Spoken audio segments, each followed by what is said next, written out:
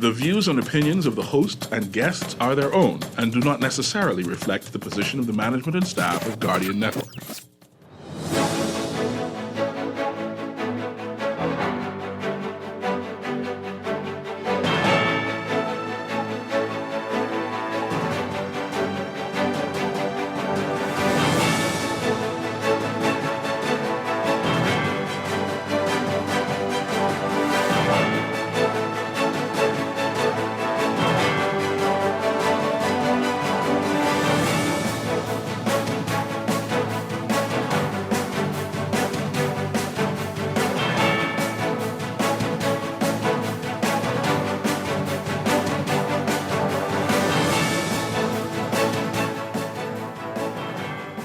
Good morning. Consultants budget hiked, $76.6 million in new budget for government consultants. Police urging parents to be more vigilant with recent missing children's reports.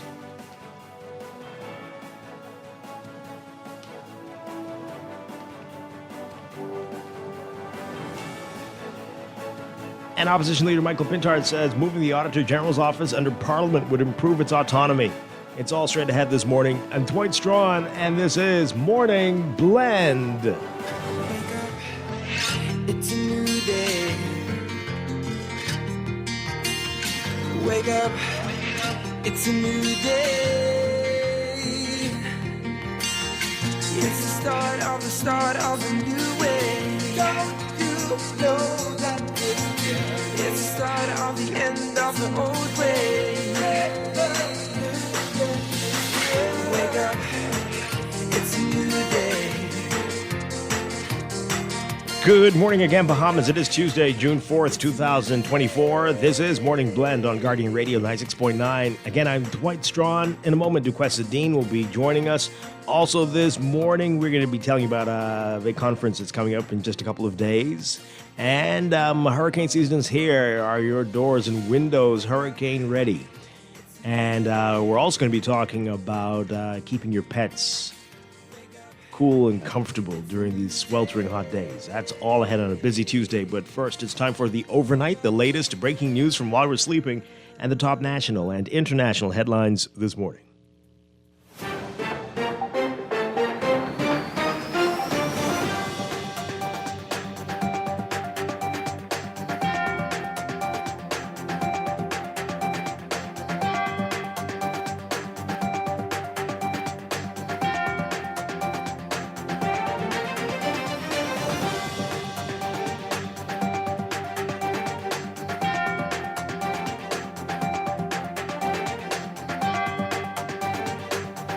In the overnight, the government has allocated $76.6 million for consultancy services in the upcoming fiscal year, an increase of $12.1 million compared to the last fiscal year.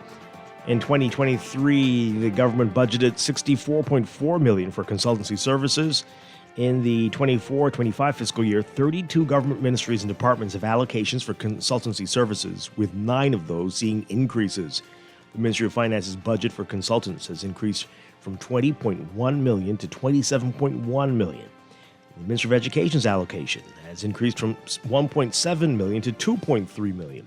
And in the Office of the Attorney General, the allocation has increased from $2.25 million to $3 million.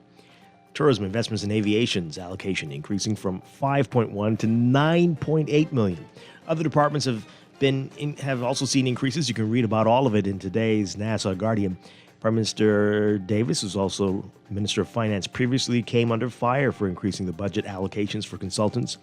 In 2022, the government allocated $76.2 million, and as noted, $64.4 million in 2023. The government allocated $49.6 million for consultants in the 21-22 fiscal year. F&M leader Michael Pintard says that moving the Office of the Auditor General under Parliament would create more autonomy, noting that this would be a goal of his government should his party win the next general election. He said this move would help increase the autonomy of the office and allow for it to better fulfill its staffing needs, an issue that has been repeatedly highlighted by the Auditor General's reports. Under the Constitution of the Bahamas, the Auditor General is independent and reports to no one, while the Auditor General is technically not generally thought of as functioning under the executive branch. Pindar says that is what happens in effect because the office and the staffing is managed through the Public Service Commission. Raising concern over an uptick in missing children, police are urging parents to carefully monitor their children's online behavior. Superintendent Nathaniel Gilbert, who leads the Missing and Exploited Persons Unit, said there's been instances of predators using social media profiles to lure children. At a press conference yesterday, Gilbert said parents have a mandate to police their homes. He says that we're in the technological era where kids have every gadget known to man, and they're on Facebook, Twitter, and TikTok and other social media platforms. He said, quote, "We need parents to monitor whom they're communicating with, who they're talking to on these social media platforms." Gilbert also asked parents to look for signs of depression in their children before they, quote, "run away from home." That plea coming after two teenage boys went missing recently. 14-year-old Devin Isaacs, who disappeared from his Carmichael Road home nearly 3 weeks ago, has still not been found. But last week, Commissioner of Police Clayton Fernandez said CCTV footage indicated that Devin was living with someone he knows right here near Providence. An accused small arms dealer is expected to face trial in the Supreme Court. 31-year-old Ahmad Bain of Flamingo Gardens facing 11 counts of importation when he appeared before gun court magistrate Lennox Colby. Prosecutors allege that on May 14th, Bain imported 9 firearms into the country through a courier company and hundreds of rounds of ammunition. Bain also faces charges of conspiracy with others to import 5 pounds of marijuana and having the drugs with intent to supply. Bain was not required to plead to the allegations since he will face trial in the High Court. Prosecutors intend to fast-track the case to the Supreme Court by voluntary bill of indictment on August 29th. Meanwhile, Bain and his girlfriend, Deshante Bell, pleaded guilty to 2 counts of ammunition possession with intent to supply. They were allegedly found with 82 rounds of 9mm ammunition and 24 rounds of .45 caliber ammunition on May 29th. Their trial is set for August 29th. Both defendants were granted $9,900 bail, ordered to wear ankle bracelets, and signed weekly at the police station. A magistrate dismissing a causing harm case against businessman Philippe Gagnon after finding that the prosecution's witness had been unduly influenced, rendering his trial unfair. Magistrate Algernon Allen Jr. made the decision to dismiss the case after prosecution witness LeVardo Bell altered his testimony following an outburst from Albany senior partner Peter Charrington, who was seated in the court gallery. 35-year-old Gagnon of Lyford Key was accused of causing harm to Spencer Charrington at a New Year's Eve white party at the exclusive resort. The younger Charrington alleged that he was confronted by Gagnon after he complimented his wife Diana about her silver feathered dress. He adamantly denied suggestions from Gagnon's lawyer, Bjorn Ferguson, that he had touched Gagnon's hip, prompting her husband to hit him, saying that he was, quote, openly gay. You can read more about this in today's Nassau Guardian. Overseas, Prime Minister Narendra Modi's coalition leading in a majority of seats today in India's general election, according to early figures, but still facing a stronger challenge from the opposition than expected after it pushed back against the leader's mixed economic record and polarizing politics. The counting of more than 640 million votes cast over 6 weeks in the world's largest democratic exercise was set to take all day. Modi, still widely expected to be elected to a third 5-year term, even as the race tightened and the early count showed his Hindu Nationalist Party might not secure a majority on its own. If Modi wins, it would cement the 73-year-old as one of the country's most popular and important leaders. It would only be the second time an Indian leader has retained power for a third term. After Nehru, the country's first prime minister, did it.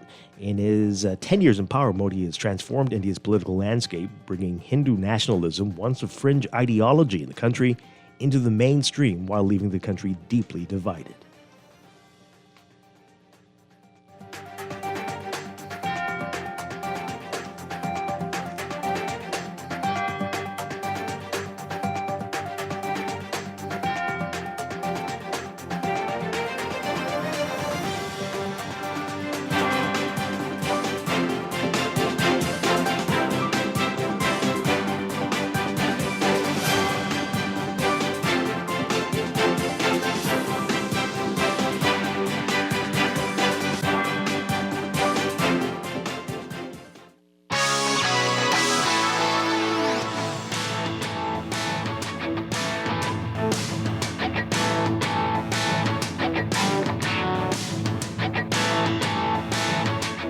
In sports, the Bahamas Aquatics Federation has ratified a 40-member team that will represent the country at the 28th edition of the Goodwill Swimming Championships, August 16th through 18th in St. Lucia. You can read about who made the team in today's Guardian Sports section.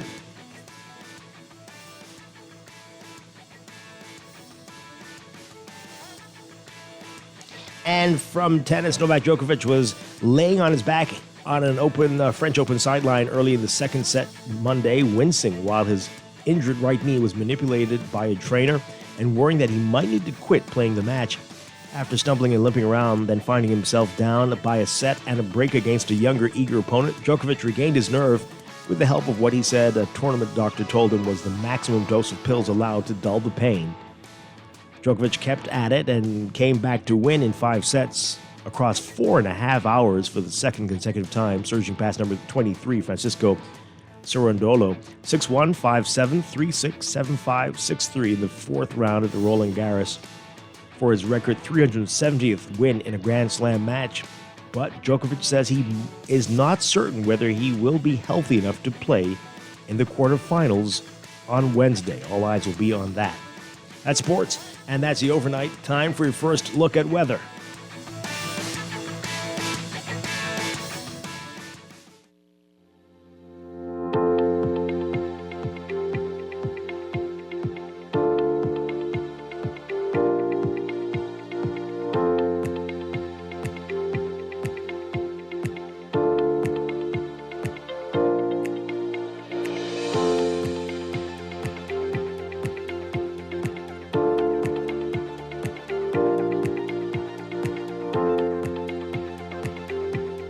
Your first look at weather brought to you by Easy Car Sales. We've got a tropical wave moving westwards across the Caribbean Sea that's introducing a lot of moisture into the area while interacting with a broad mid-level trough over western Cuba.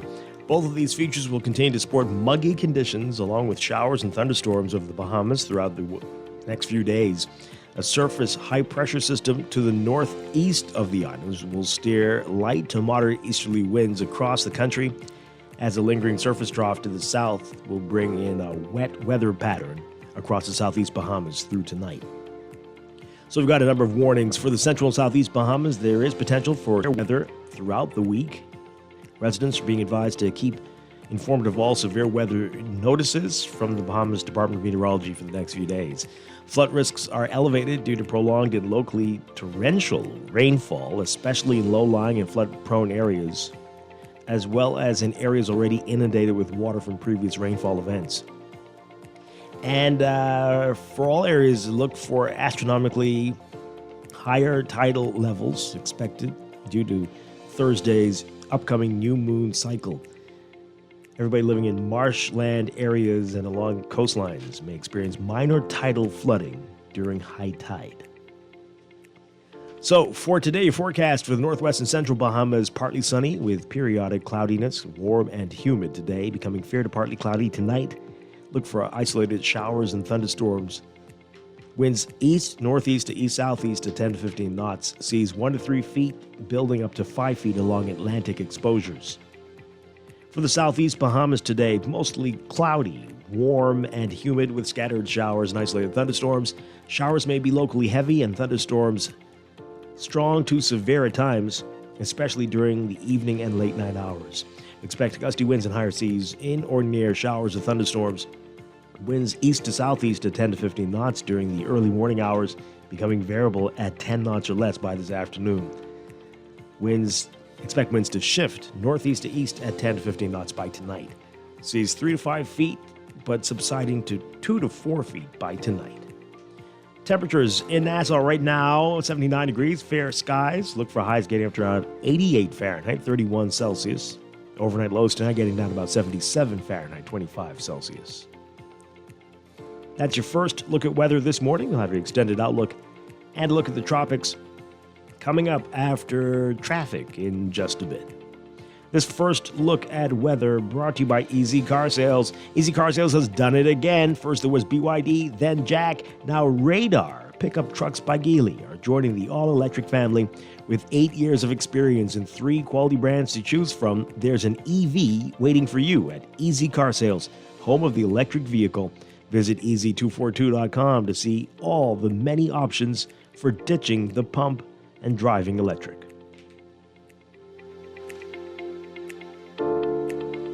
Wake up, it's a new day.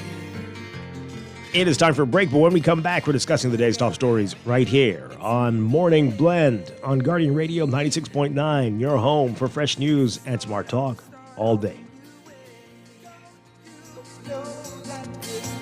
It's the start of the end of the old way. Wake up, it's a new day. Simplified lending's how to ease your way. Writing your tomorrow, starting today. Call Simplified Lending for simplified living. Tuition, vacation, or a home redo. Simplified Lending's here for you. Simplified Lending for simplified living. Simplified Lending for simplified living. Screws and Fasteners World, Balfour Avenue and Palm Beach Street, has those hard-to-find fasteners for you right now. You can find stainless steel regular hex, carriage bolts, galvanized bolts, threaded rods, nails, self-tap screws, sex bolts, anchor bolts, turnbuckles, masonry tools, hand tools, and weed whacker strings. Check out the rope selection and car body fasteners, too. Special orders are welcome. It's your #1 fastener store. Screws and Fasteners World, Balfour Avenue and Palm Beach Streets. Call 326-1976. Ignite your leadership capabilities, expand your vision, and chart the path to a bright future at the CIBC Caribbean Ignite Leadership Conference, 27th of June at Bahamar from 9 a.m. to 12 noon. Join Sarah Kunst, a venerated entrepreneur who has worked at Apple and Red Bull. Sarah is a Forbes 30 Under 30 Future Innovator and has been honored by the Wall Street Journal. Also hear about the leadership journey of Anthony Ferguson and Crystal Rutherford Ferguson. This event is designed for senior business executives and seasoned entrepreneurs. Register at cibcfcib.com/ignite to secure your space. Only successful registrants will be acknowledged. Join us for the Ignite Leadership Conference, June 27th at Bahamar. Ready to save? You can put $100 into the CFAL Savings Express Plan and make sure your money keeps growing. Earn interest on your savings while you're sleeping, eating, or standing in line at the bank. Ready to invest? Start by putting $1,000 into our mutual funds and earn interest there too. Because at CFAL, your interest is our interest. Visit cfal.com to start now. CFAL, growing wealth for future generations of Bahamians. Tired of banks forcing you to use technology to bank the way they want you to? Your convenience is important. So no matter what your banking needs, Commonwealth Bank's friendly staff are always available in branch for that personal one-on-one service. But when you choose technology, our online and mobile banking app offers you state-of-the-art functionality. The choice is yours. Commonwealth Bank. Bank the way you want. Wake up, it's a new day. Wake up, it's a new day.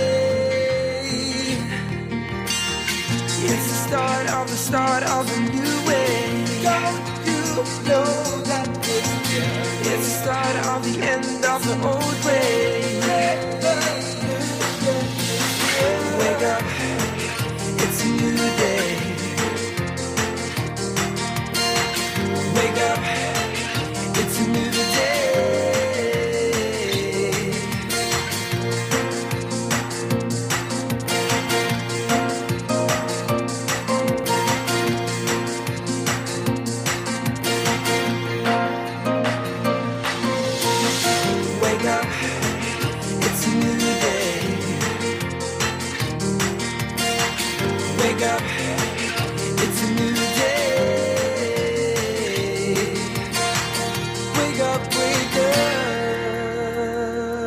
We are back with Morning Blend on Guardian Radio 96.9. We're streaming live on GuardianTalkRadio.com and on the Guardian Radio app for smart devices. We're also on your televisions on cable, Bahamas Channel 969 and BTC Flow Channel 612. You can tweet us at Morning Blend 969 or Facebook.com/MorningBlend969. Text us on the Guardian Radio text line powered by BTC 422 4796. Standard text rate supply. Once again, I'm Dwight Strachan. Joining me now, Duquessadine. Good morning. Good morning. Great to have you with us. It's a beautiful day to be alive. I'm happy to be here. Glad that you are here with us. I hope you heard us singing your praises yesterday. Did you hear that? No, I didn't. I was sleeping. You were sleeping. Trying to catch myself. Deandra and I had a wonderful time at your Hope Walk for Hope. Yes, thank you guys for coming out. I appreciate great it. Event and a good turnout for a first time Yes, event. absolutely. And, I want to say thank you to the Morning Blend listeners. They really did come through, especially Marissa. And she made it through the walk. She came back and threw her hands up in celebration. So I just want to say thank you guys for supporting the fight against cancer. Okay, wonderful stuff. Looking forward to next year. Yes. All right, we've got a lot to get to this morning. It's going to be a busy Tuesday. Coming up in our 8 o'clock hour, we're going to be talking about the Reformed Believers Conference that is coming up in just a couple of days. I'll give you the details about that. And then in business, it is hurricane season. We're already into day 4 Wow. of the 6-month hurricane it's season. hot. And it's hot. And where's the rain? We're not getting significant rain, just a little bit here and there. Except for the southern Bahamas, which is getting a whole lot more Good than for they. them. No, not really. More than they need. Oh, wow. More than they need. So we got the extremes going on around here. But so we're going to be talking about windows and doors. Are you hurricane ready? We're going to get details about that. And also in that hour, we're going to be talking with the Humane Society. It is hot, as Duquesne said. And are you keeping your pets safe? Are you chaining them up in the hot sun? Yeah. And Do they have enough water? keeping them in hot cars, Yeah. all these Yes. horrible things that happen, what you need to keep in mind. So all that's ahead, but let's begin with what else is in the news.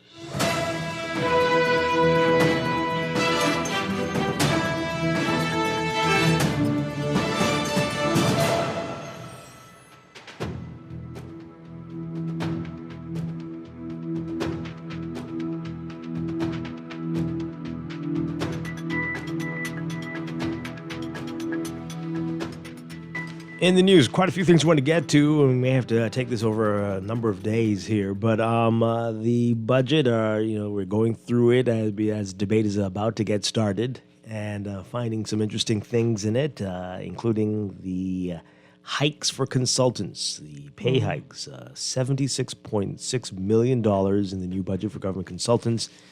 An increase of $12.1 million compared to last fiscal year. That's a big jump. That's a big jump. Consultants all over 32 government ministries and departments have allocations for consultancy services. 9 of those seeing increases. Wow. Well, I feel that that's almost every government. Lots of consultants making lots of money. But And yet, no results or very little. still little, questionable decisions being made. Correct. Like, who could advise you on that one? Are they really working?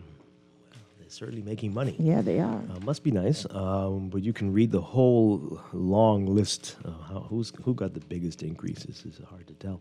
But the Ministry of Finance went from 20.1 to 27.1. Wow. Ministry of Tourism went from 5.1 to 9.8. And there's a whole lot more. There's a director of public prosecutions from 0 to 35,000. So somebody's got one big check, I guess. Getting one big paycheck. Oh, that's interesting. What's that about?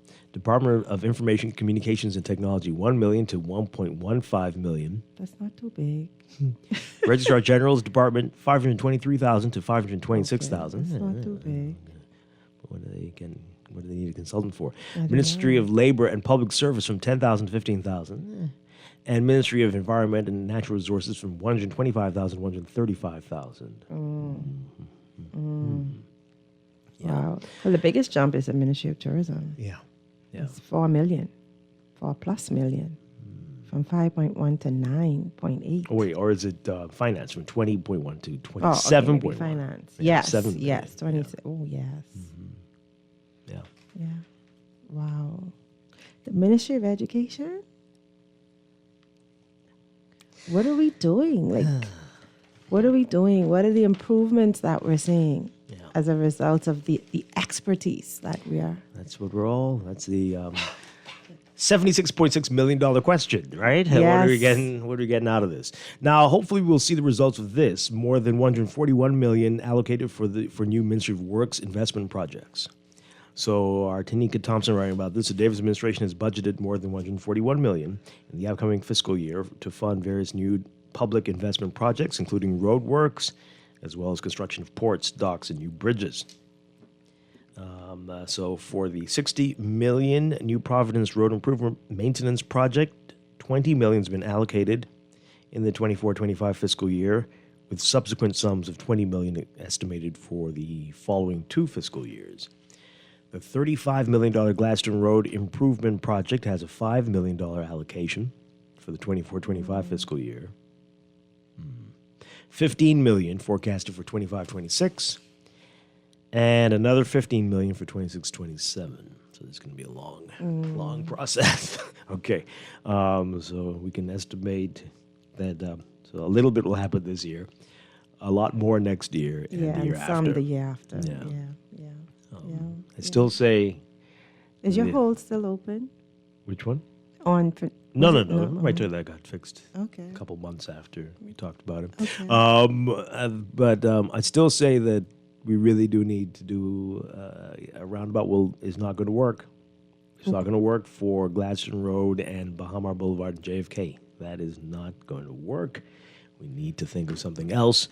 I know it's a lot of money, but overpass, interchange, something needs to be done there. It is not going to work with the level of traffic that we have on this island. And people were condemning me, but you really need to have maybe a toll system there or something so that we can afford to pay for this. But it cannot continue. Roundabouts not for that level of traffic, and it's all day long. Not the same direction all day long, but it's happening all day long. There's massive traffic. Yeah. That And I mean, and then too, maybe if there were more courteous drivers, it could kind of work. But you'll never have that. Not So here. Don't bet on that one. So no, because that's a roundabout now where the police officer helps to direct traffic coming out of Gladstone, and this is by the lake, right? Right. Yeah. A better system. Yeah, definitely. So there's also several Family Island Road work projects slated. Repairs in West End, Grand Bahama, $2.5 million has been allocated for that. $1.5 million for road improvement in Inagua, and $2 million set aside for pothole patching and repairs in the Family Islands. Okay. So so pick up today's NASA Guardian and read more about that. All right, so what I do want to talk about, though, is... should we take this call before we get into that? Sure. Yeah, let's take this call. And you can call in as well, 323-6232, 325-4316, 325-4259. Toll free, 242-300-5720. Tweet us, Facebook us, text us, 422-4796. Good morning, caller. You're on the air.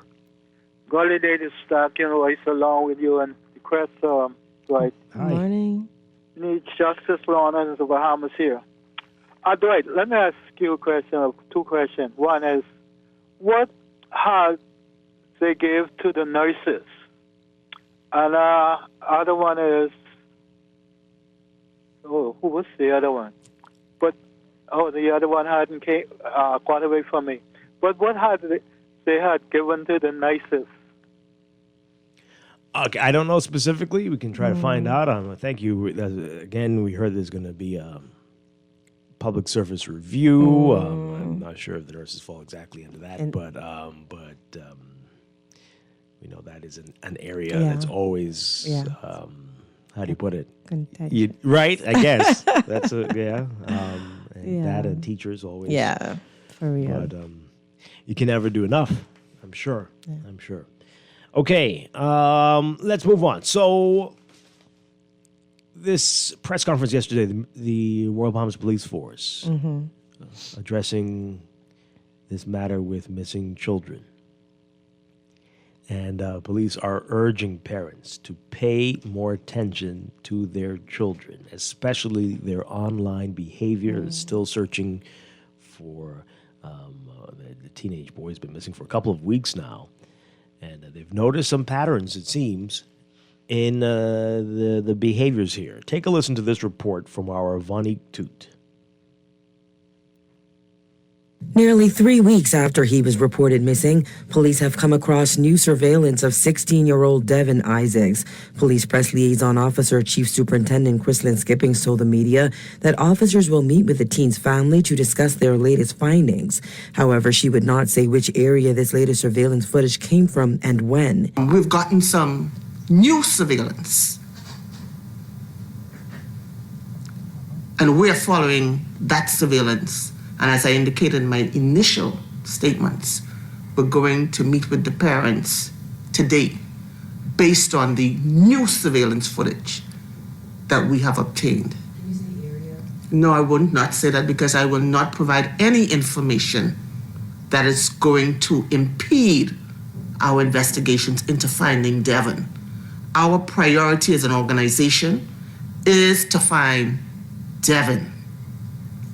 And technology is assisting us, and we will not relent. Isaacs was last seen on the night of May 15th in his Carmichael Road home. His mother said that when she woke up early Thursday morning, he was gone. Last week, Commissioner of Police Clayton Fernando said Isaacs was spotted on CCTV, adding that based on the footage officers reviewed, he was well. Officials also gave an update on 13-year-old Matthew Tyson Brave, who was found by police on Eleuthera days after he was reported missing.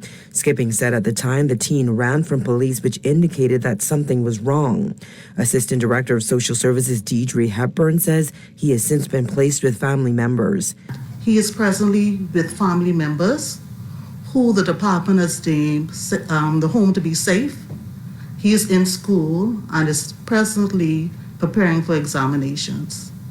Early in police investigations into the disappearance of Devin Isaacs, the teen's mother had raised concern about the amount of time it took for police to issue a Marco alert.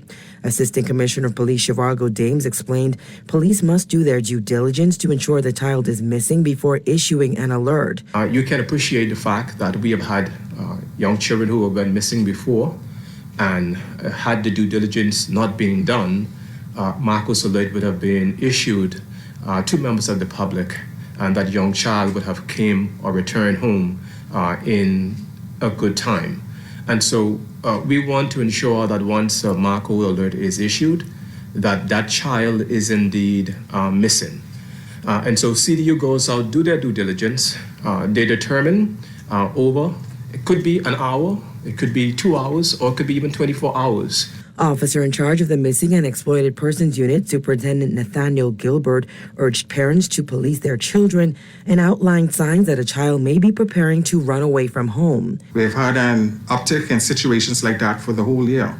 Parents are to bed in the night sleeping, and their children are out on the road being stopped by operation units, patrolling units, being in the company of others. There are various signs that you can detect. You may detect signs of depression, children being a little distant from others, children not responding properly to discipline. All of these, among others, are signs that can be detected, reference to children showing signs before they venture to that aspect of running away from home or being missing. Reporting for the Guardian News Network, I'm Vonnie Toot. Okay. Yeah, very disturbing. This situation with this young man who's been missing, who's still out there. This is really getting bizarre. And Agree. I don't know what to make of this. But if this is an adult, if there are adults involved here, it's time for you to stop being an idiot and seriously get it together. If there's a reason why this young boy doesn't want to go home, we'll come out and let's say address it. Right. Say it. Agree. Right? Right. And it might be for the best that he's not home. Who knows? But come out and say it. Right. Adult up and stop being an idiot. Yeah. And setting a terrible example. Correct. I definitely agree with you. It should just come out and have a conversation.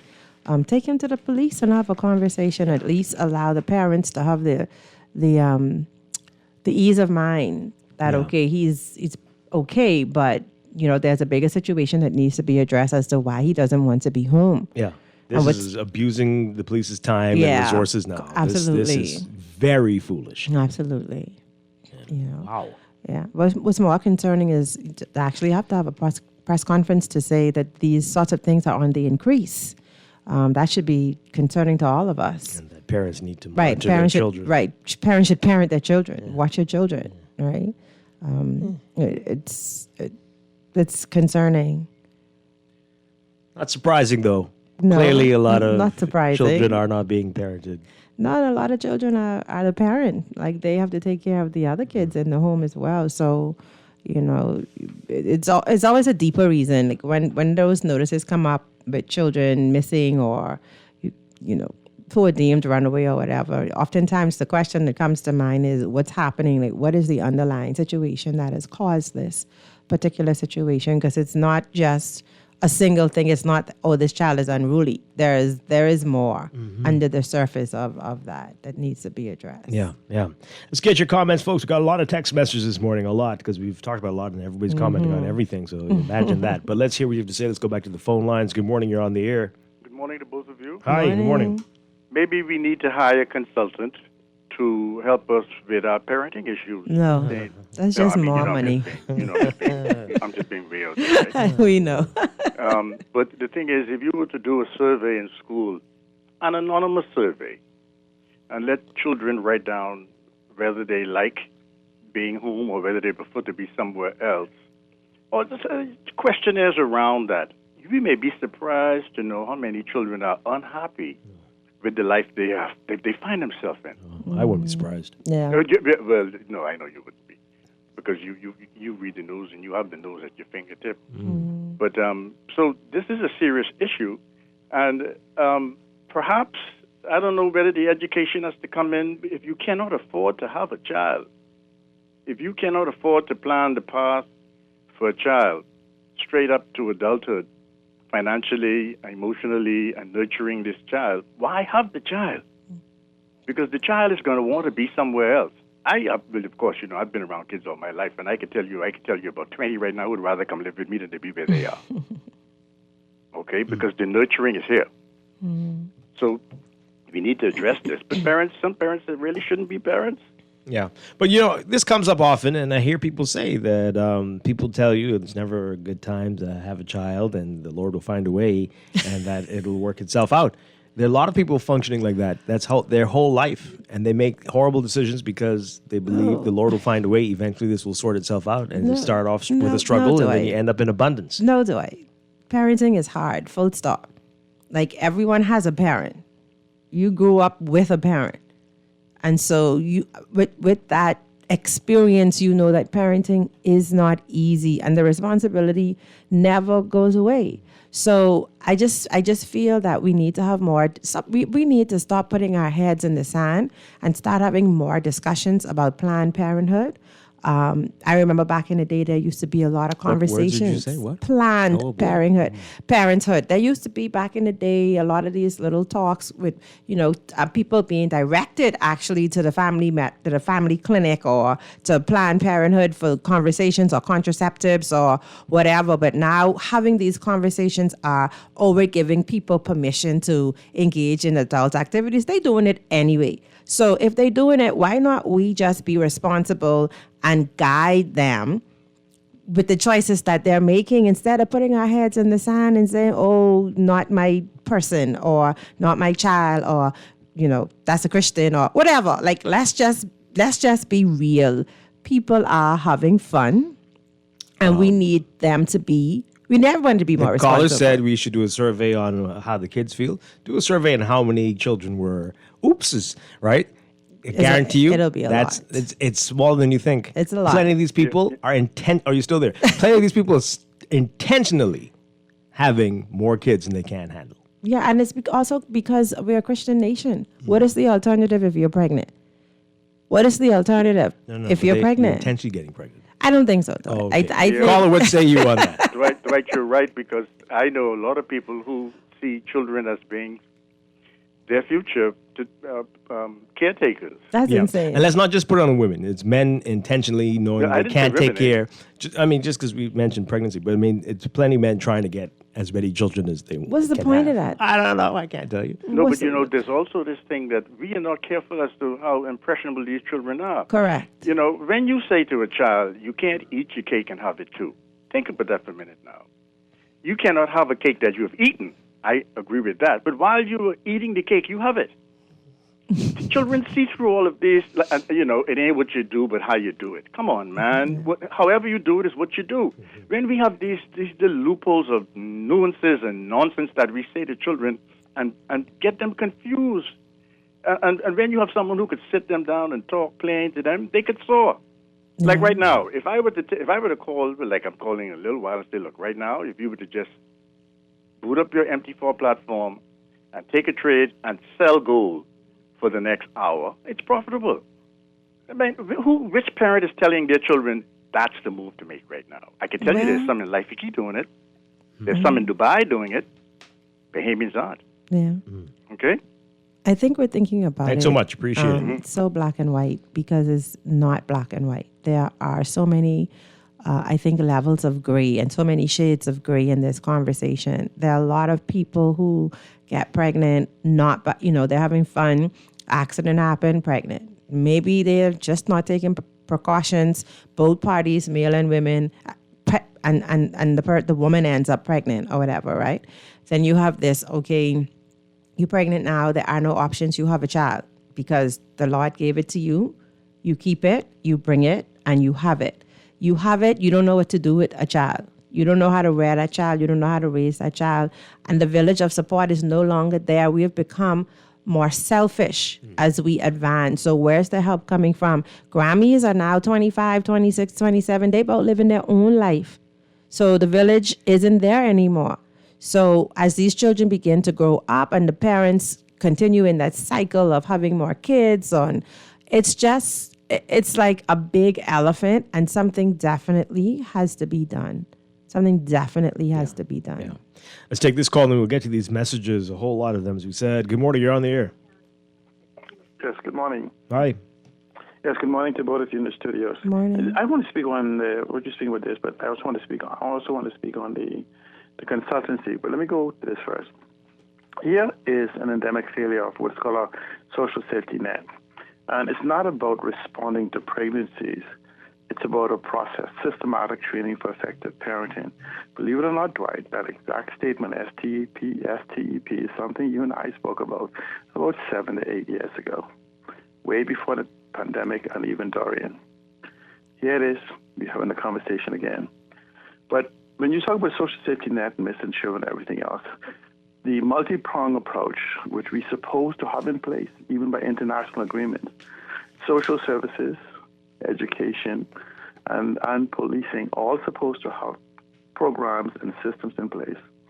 Then you have an education process. But here's the greatest problem. We talk about this whole concept is that we need a population growth to sustain ourselves. And I think in the papers early this year, maybe late last year, we talk about, even for national insurance, individuals not having enough people to sustain it. But so it then brings us to a central point, one of economics. The social economic disparity in this country is something that's yet to be addressed, because the problem most of the time in bringing up children is usually one of economic. Trust me, I know it. So what happens then is that if there's not sufficient income in these homes, and I've had this conversation over and over again, where as much as maybe 30, 40, 50% of this population earns less than $20,000 a year inside of the home, that then poses the problem. But yet when we look at the actual GDP and extrapolate from that, not from the total population, but from the working population, the typical home should be taking home $70,000 a year. That does not happen in this country. And so there is a socioeconomic disparity that contributes to the downgrade and the degradation of families in this society. But we're not having full talk about this, which brings me to the consultancy. Is there a consultant being paid to make a determination on these things that I just spoke about? But Dwight and Ms. Dean, Consider this. We're spending literally almost 3% of our national budget. Billion-dollar companies and other companies don't spend as much. But what are we getting from it? Spending $60, $70, $80 million a year. What are we actually being consulting about? Because we cannot effectively see the impact in our country, in our development, in anything that we do. And so it's like we're playing country. And so I think we have to stop pretending to govern, pretending to do things, talking around things rather than to it. Okay. And so I'll tell you, Dwight and Andy, we need new leadership in the country that understands what it takes to build a country. Thank you. All right. Thanks a lot. One more call and we'll get to the messages. Good morning, caller. You're on the air. Hi, good morning. Are you there? Hi, good morning. Hi, Dwight. Good morning. Good morning, DeQuesta. Good morning. Two very poignant points here, not adding on to what C. Allen has already contributed. Two things I would like to see going forward as it pertains to government. First and foremost, the Auditor General's office should be autonomous. The Ministry of Finance should also be autonomous. It should be removed from the portfolio of the Prime Minister. It should be a body whereas they could take the figures and everything and be able to make the decisions, not because the Prime Minister or the Cabinet says that this is what they want to do, but we want an autonomous body that can look at the figures, look at what they intend to do, and actually bring some semblance of common sense to what it is that we're doing. We are spending all kinds of money, but yet the country, as far as the Bahamian people on the ground, the everyday people, we are not feeling the impacts or the positive effects here on the ground. And the more we say this, Dwight, the more we get ostracized for it. The feeling is real. The misery index is real on the ground. When are we going to get relief from a system that's supposed to be beneficial to the Bahamian people? That's all I'm going to offer this morning. Thanks for taking my call. Okay. Thank you. All right. Yeah, let's get them in.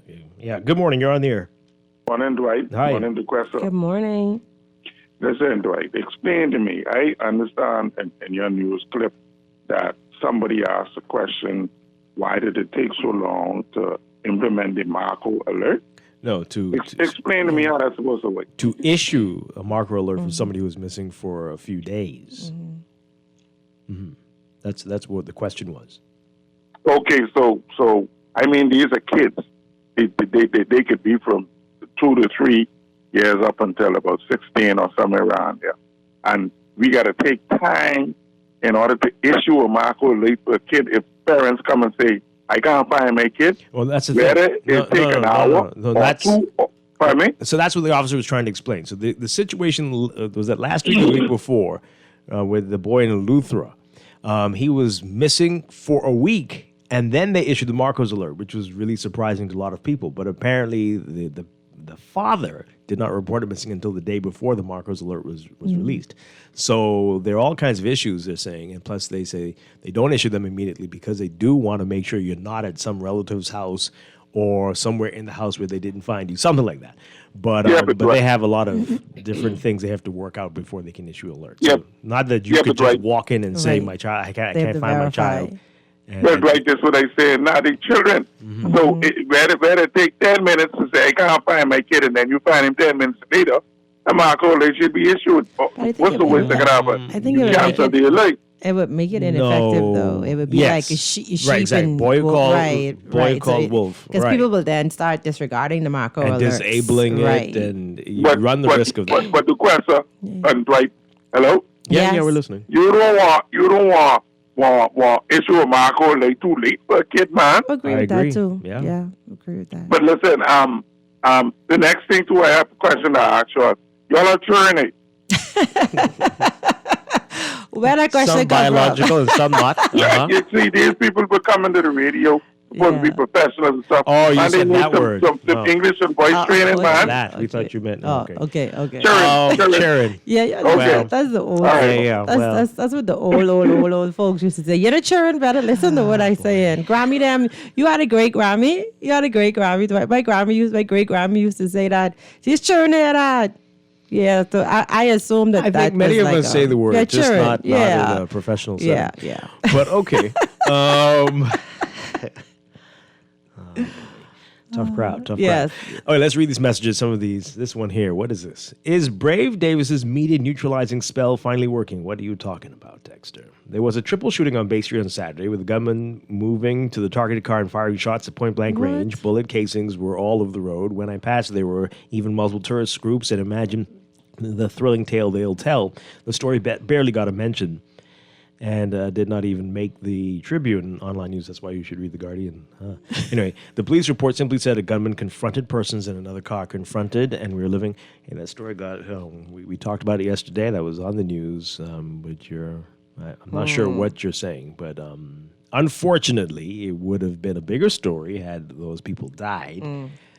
Fortunately, they did not die. I believe fortunately is the word I want to use. I don't know who they are. But yeah, so sadly, that is part of daily life in your Providence. Somebody seems to be shot or stabbed multiple at least times. Every day. Yeah. But something to do with neutralizing the media. It's just the bloodthirstiness of the nation. You all don't care if the person hasn't died. Anyway, yes, it's very sad. It's terrible what's going on. It is awful. Awful. They go on to say, if the footage were from public cameras, the police would have been sent to the location. More than likely, someone knows him, saw him, told the parents. Parents told the police got footage from private citizen. I'm not sure about not revealing the location. When children go missing in the U.S., police show the footage and say this is the last place they were seen. Absolutely. I don't know what that's about. That's kind of weird to me. I agree with you on that part. Very strange. We saw him in this area. Right. You see a kid who you don't know in this area. Right. Something like that. This is very odd story. She said it would compromise. She didn't want to compromise the investigation. No, but I don't have all the facts. Yeah. I don't know. I don't know. Why wouldn't you want him to know you want him? Maybe because he's going to move to the next location or something? Okay. Maybe. It's a small island. Yeah. But anyway, what's with all these consultants? What's the point of the technocrats then? This seems like a good way to get easy money. I keep a consultant on hand to do what exactly that the technocrat can't do. And, and they say, and also, now that Pintard is again the leader of the opposition, do you think he will finally get answers from the PLP during question time? We will see. We will see. Why didn't they put most of that money into social services? Well, I don't know if they need consultants. They need workers. They need people to actually go out and do. Correct.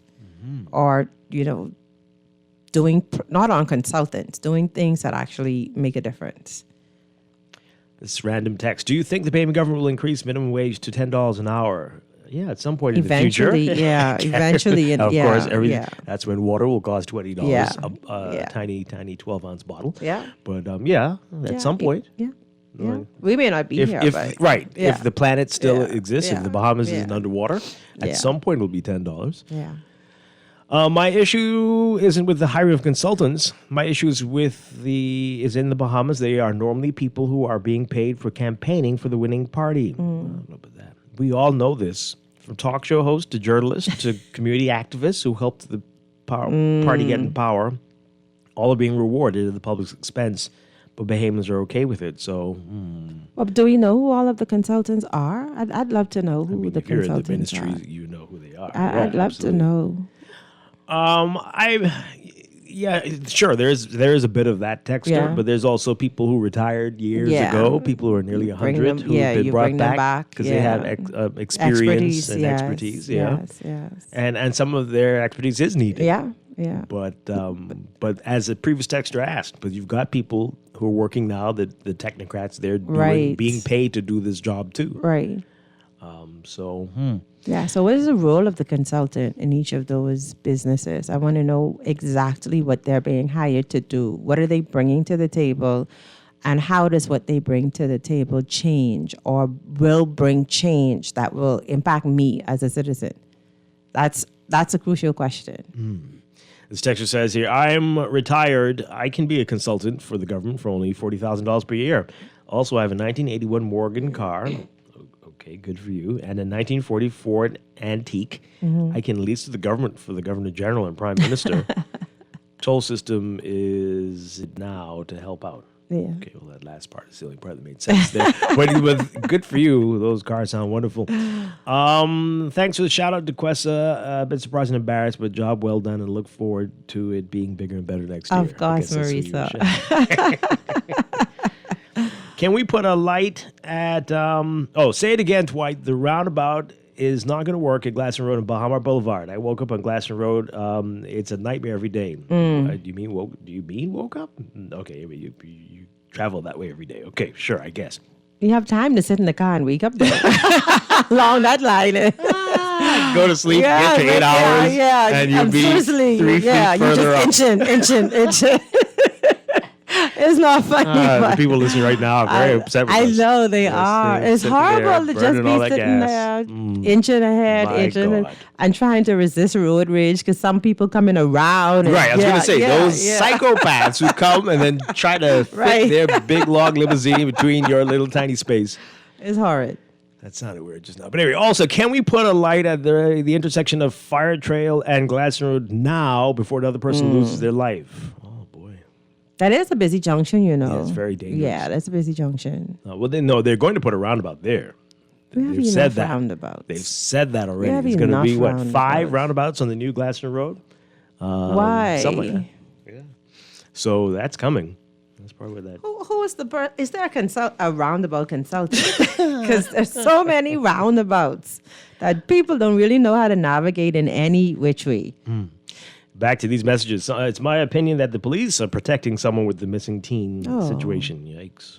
What would they get from that? Yeah. How can the police ask me to police my child better, yet if I call them to say they're missing, they're telling me to wait until I actually know if my child is under 18 and is missing? Definitely would have issues finding that child after waiting so long. Interesting point. Yeah. I thought missing was like 24 hours. I think, you watch too much TV. It's not 24 hours that you have to wait to just confirm that a person is missing and then be able to put in a report. I mean, what I want to know. I want to know. Depends on who you are. Okay, If this person's missing for 24 hours, oh yeah. If this other person's missing and you've been gone before, they've done this before. Right. So nope. And that's unfortunate. Yeah. But hey, a young woman told me that she just wanted something to love, which is why she wanted to get pregnant. We're starved for love and affection with no strings. Yeah. Well, a child is definitely not no strings. Yeah, that's a lifetime of love right there. Into 40s, 50s, 60s. Till you die. Till one of y'all die. 100% agree with Duquesa. There is no sex education either in schools or in the public, and there are limited resources for contraceptives or what to do once someone is pregnant. My best friend is a teacher and said that COVID took away the safe space for many students. We can only imagine what went on during that time. I do agree, though, that if an adult is involved, they need to do the right thing. But the question is, what does the law say about legal guardianship or child emancipation? Well, I don't know. Come forward. There's got to be, I'm sure, someone who will try to be your champion. But this is not the way to do it. This person says, let's be clear, though, if you make bad choices, the responsibility and accountability is on you. No one or the village has no obligation to help you.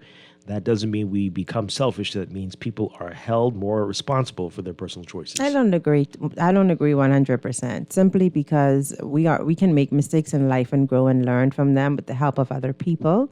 When we just say leave people alone to their own devices, sometimes that makes a situation a whole lot worse. We should want to look out for our brothers and sisters and kind of help them rebound when they make mistakes. Yeah. So if you see a young person or even an older person struggling in parenthood and you have some experience, there's no reason why we can't reach out with advice or support so that that person knows that they're not alone. Just look at the number of mothers, I think it was in this year, who've wanted to jump off the bridge and all that sort of stuff. We need support. Absolutely. Let's go to the news. We'll be back on the other side. This is Morning Blend on Guardian Radio 96.9. My father told me, lying on his bed of death, he said, boy, You see a woman, she's gonna make it, don't fool yourself.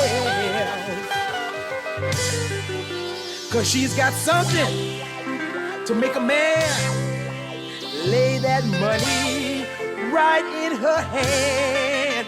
'Cause of everything that make them rich will make you poor. This is Guardian Radio, 96.9 FM, Nassau, Bahamas.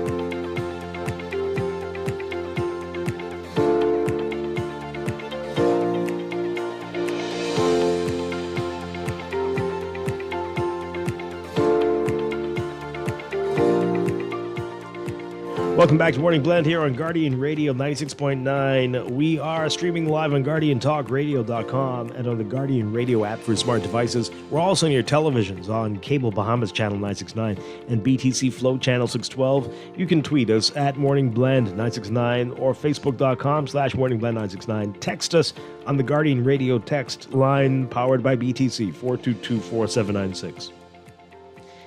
And now at 8:26, time for another check of your weather for today, brought to you by Sherwin-Williams Paints. We've got a tropical wave moving westwards across the Caribbean Sea. That's introducing ample moisture into the area while interacting with a broad mid-level trough near western Cuba.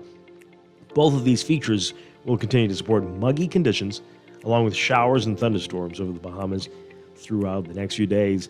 A surface high-pressure system northeast of us will steer light to moderate easterly winds across the country, as a lingering surface trough to the south will bring a wetter weather pattern across the southeast Bahamas through tonight. So for the central and southeast Bahamas especially, there's potential for severe weather throughout the week. Everyone's being advised to keep informed of severe weather notices for the next few days, and flood risks are elevated due to prolonged and locally torrential rainfall, especially in low-lying and flood-prone areas, as well as in areas already inundated with water from previous rainfall events. And for all areas across the country, astronomically higher tidal waves are expected due to Thursday's upcoming new moon cycle, and everyone in marshy areas and along coastlines may experience minor tidal flooding during high tide. So for today, for the northwest and central Bahamas, your forecast calls for partly sunny conditions. Occasionally cloudy periods, warm and humid today, becoming fair to partly cloudy tonight. Expect isolated showers and thunderstorms throughout the period. And for the southeast Bahamas today, mostly cloudy, warm, and humid with scattered showers and isolated thunderstorms. Showers may be locally heavy with thunderstorms becoming strong to severe, especially during the evening and late night hours tonight. Expect gusty winds and higher seas in or near showers and thunderstorms. Temperatures today getting up to around 88 Fahrenheit, 31 Celsius. Overnight lows tonight getting down to 77 Fahrenheit, 25 Celsius. In your extended outlook, moisture from that tropical wave and surface troughing extending into the area will keep the wet pattern in place for the southeast Bahamas heading into the weekend, the holiday week. And bouts of heavy showers and thunderstorms will move into the central Bahamas by Wednesday and into portions of the northwest Bahamas by Thursday afternoon due to the westward migration of the wave combined with upper-level troughing and the weakening of the surface trough. So for Wednesday, partly sunny, warm, and humid with widely scattered showers and isolated thunderstorms in the northwest Bahamas. Cloudy, warm, and humid with scattered showers and isolated thunderstorms across the rest of the country. Thursday, partly cloudy to cloudy, warm, and humid with widely scattered showers and thunderstorms across the country, with heavier showers and severe thunderstorms mainly across the central and southeast Bahamas heading into Labor Day for Friday. The tropics are quiet. Tropical cyclone formation not expected in the next 7 days. That's your Morning Blend weather check brought to you by Sherwin-Williams Paints. Sherwin-Williams Paints has got you covered for all your painting and equipment needs. Visit Sherwin-Williams Paints online or in-store today.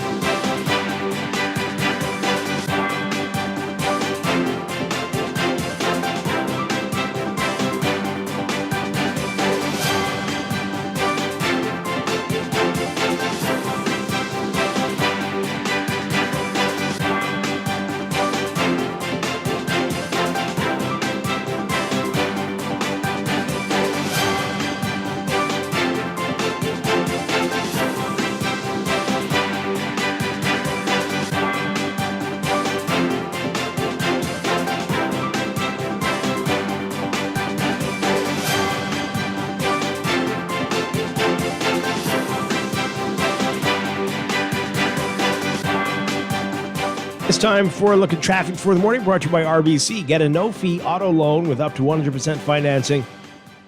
In your real-time traffic this morning, got a number of hot spots to tell you about. We've got Milo Butler Highway, heavy traffic from well south of Bellet Road, straight through the Fire Trail roundabout and all the way up to Tonic Williams-Darling Highway. Traffic is back down along Tonic Williams-Darling Highway as well toward that roundabout. But very slow moving on Milo Butler Highway for you this morning. And you're going to see that traffic pick up the closer you get to the six-legged roundabout if you're heading northbound on Milo Butler Highway, eastbound on JFK Drive, southbound on your Providence Highway, and southwestbound on Farrington Road as well. Over on Glasson Road, we've been talking about Glasson Road quite a bit this morning, but manageable traffic for you this morning. But you know what that means. The traffic is backed up along John F. Kennedy Drive, backed up quite a ways if you're heading eastbound along Lake Cunningham. And some congestion on the westbound side as well, near Theodore Lane, if you're heading toward the roundabout on John F. Kennedy Drive this morning. Elsewhere, we've got some congestion on Carmichael near the termination of the Milo Butler Highway and near Faith Avenue. That's going to be a congested area for you. Faith Avenue looking pretty busy. Cowpen Road also busy for you near the intersection with Faith Avenue. And then Blue Hill Road near St. Vincent Road and near Carmichael, and especially from Soldier Road straight through to the roundabout with Independence Drive. Heavy traffic for you northbound. East Street also busy north and south of the Soldier Road intersection. And then we've got Eastern Road from about Sans Souci straight up to Johnson Road, westbound, heavy, slow-moving traffic there. And Prince Charles Drive, the major intersections, but especially as you get closer to Soldier Road, straight through to Robinson, you're now moving westbound all the way up to East-West Highway and Marathon Road. Those are your hot spots. There are other spots with congestion this morning. Good luck to you. That's your real-time traffic and your morning blend traffic alert brought to you by RBC. Visit rbc.com/carloan/all-of-you for more information. We'll be back with more morning blend after these messages here on Guardian Radio 96.9.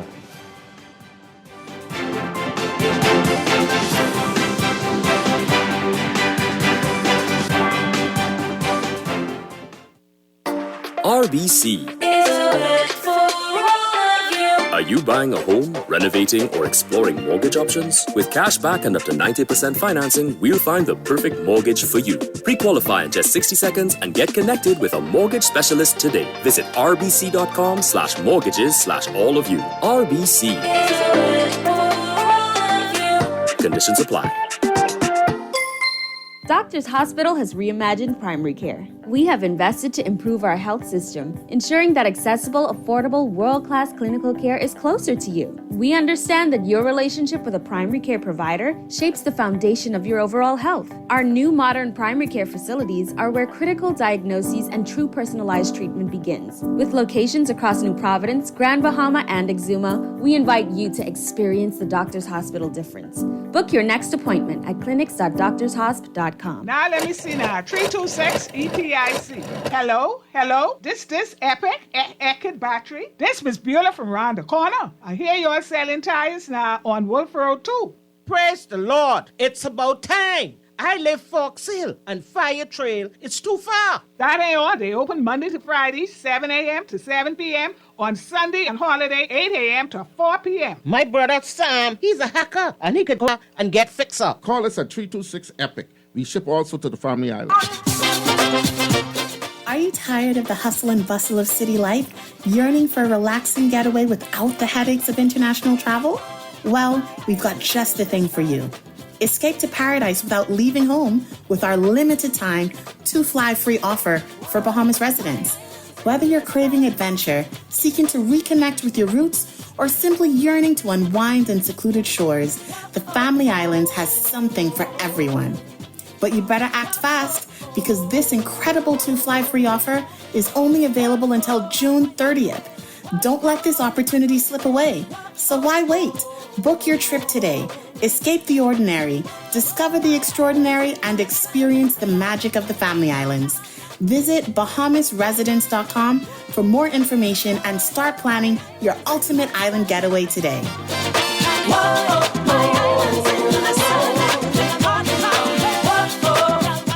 At Wendy's, we are different. We don't just use beef. It's fresh. Never burgers are square because we never cut corners. Served hot off the grill with fresh lettuce, tomatoes, onions, and American cheese. We believe in fast food done right. Always serving fresh, never frozen beef. Order a hot, juicy Dave single, double, or triple. Made with fresh, never frozen beef. Now only at Wendy's. Different inside and out.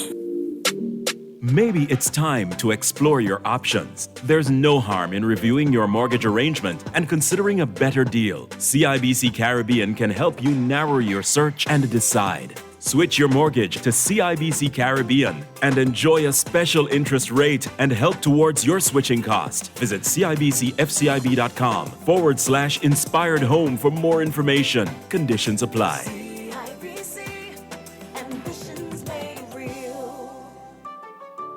This is Guardian Radio, 96.9 FM, Nassau, Bahamas.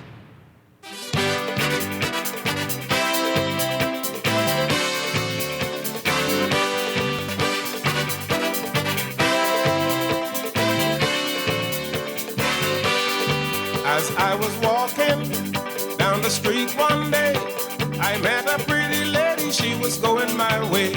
I said, lady, would you walk along with me? I'll show you sights of interest, this is my country. Like the water tower and the Queen staircase. And maybe later we could go to my place. She was looking pretty and smiling with me, and I think my line is beguiling. She was looking pretty and smiling with me, and I think my line is beguiling.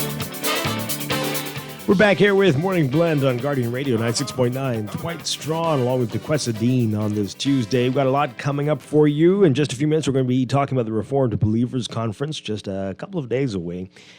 All the details you need for that in just a bit. And then later in business, we are talking about hurricane windows and doors. Are you sure you're getting the right, what you need to know if you're in the market? We are right in it now. What is forecast to be a very busy hurricane season. So that's coming up, and we're also going to be talking about pet health. It's some really hot days we've been having, and it's just the beginning of June. The Humane Society will be here to talk about some of their concerns over the next few months. So that's all I have. But let's continue with what we've been talking about so far. We've been on a number of issues, talking about the police and advising, just begging, really, parents to monitor their children. The summer is here, so you know things get even worse, right? The kids just seem to be allowed to roam free. Yeah. Many, not all, but many. And so things can get even crazier. And when it's like that, who knows how many days will take before parents realize they haven't seen the child. Missing child, right. Can you imagine? No, I can't.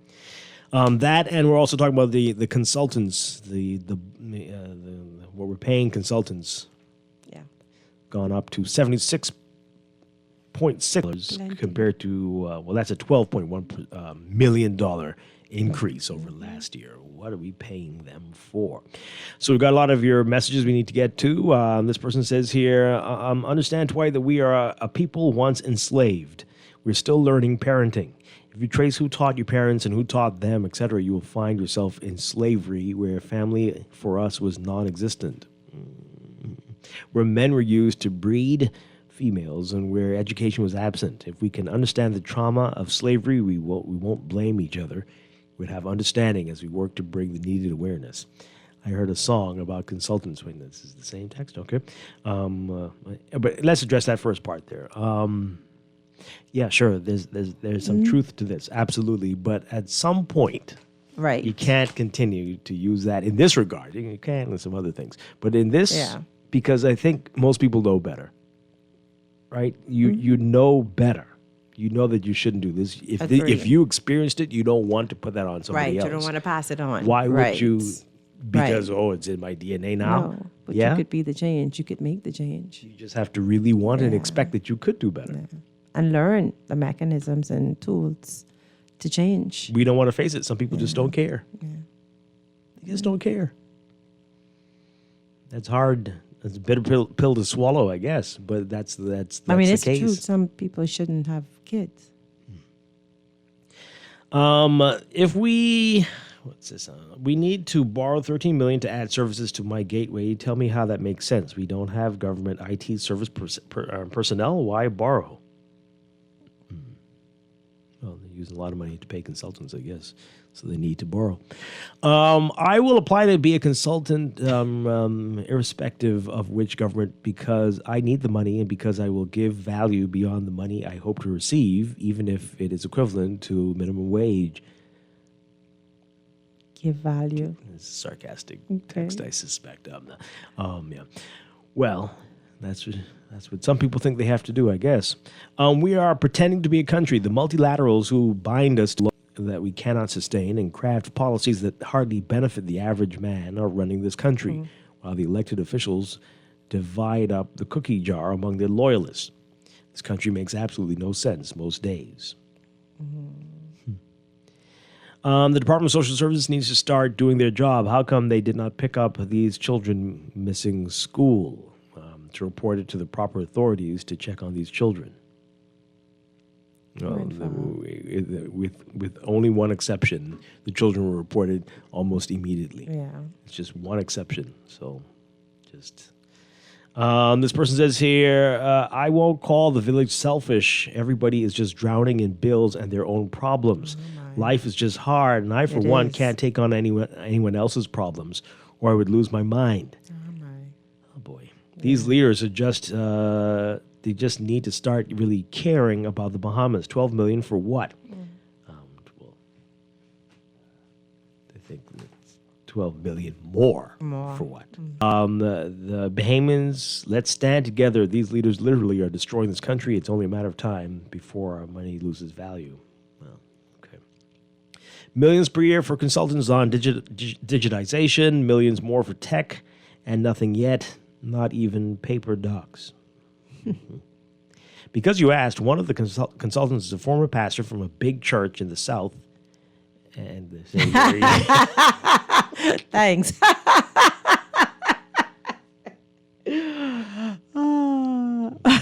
They also say where he is. I'll show you that during the break. Okay. They're spending $30 million on digital upgrades, $10 million on salary reviews. Ridiculous. We don't have people in government to enter data into computers.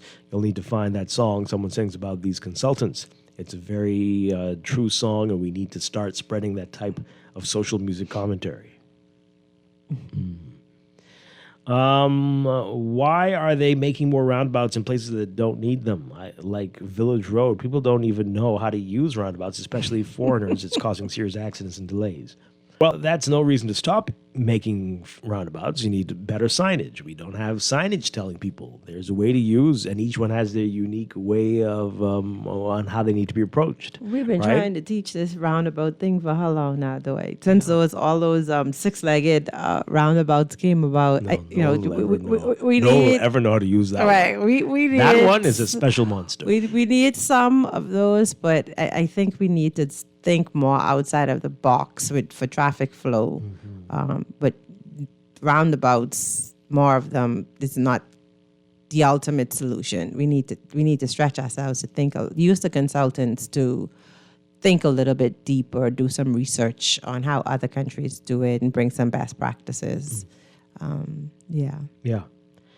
I'm unemployed. I can make a good roundabout or sidewalk consultant. But seriously, I don't see or hear any reports of the taxes. Well, I guess it's saying they don't see what we're paying for, the benefits there. Really quickly, we're on the roundabout topic. Please ask them to remove the one at Saunders Beach, as this causes great traffic for people living out west, both in the morning and in the evening. We can just add another merge lane for people going west and going on to New Providence Highway and let the other traffic filter on its own. It causes much less traffic. Okay. Well, people don't seem to know how to use merge lanes either. No. But wow. And you're making it seem like the government should not pay for consulting. I make my living as a consultant because I need the flexibility in my lifestyle that a regular 9-to-5 doesn't allow. It's very hard to make a living in this country as a local consultant. Is this a joke? People don't want you to pay you for your expertise, and you run the risk of people dragging your name through the mud because you were actually able to legitimately secure a contract.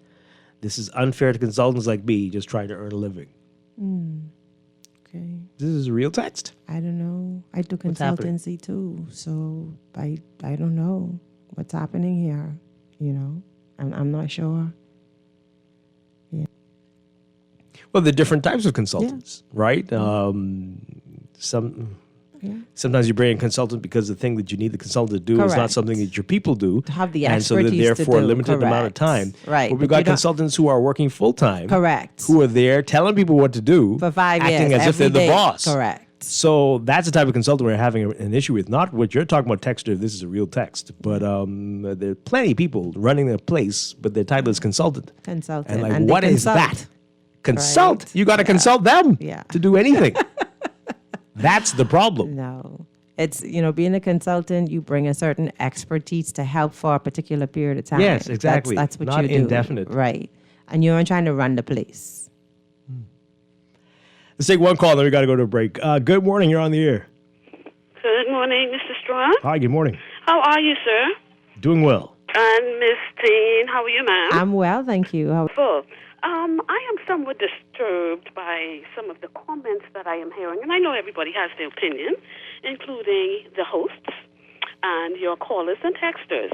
What I wish to know, though, please, did I hear somebody saying about investigating the homes and not really pointing on some unruly, undisciplined, rude children who want to have their own way?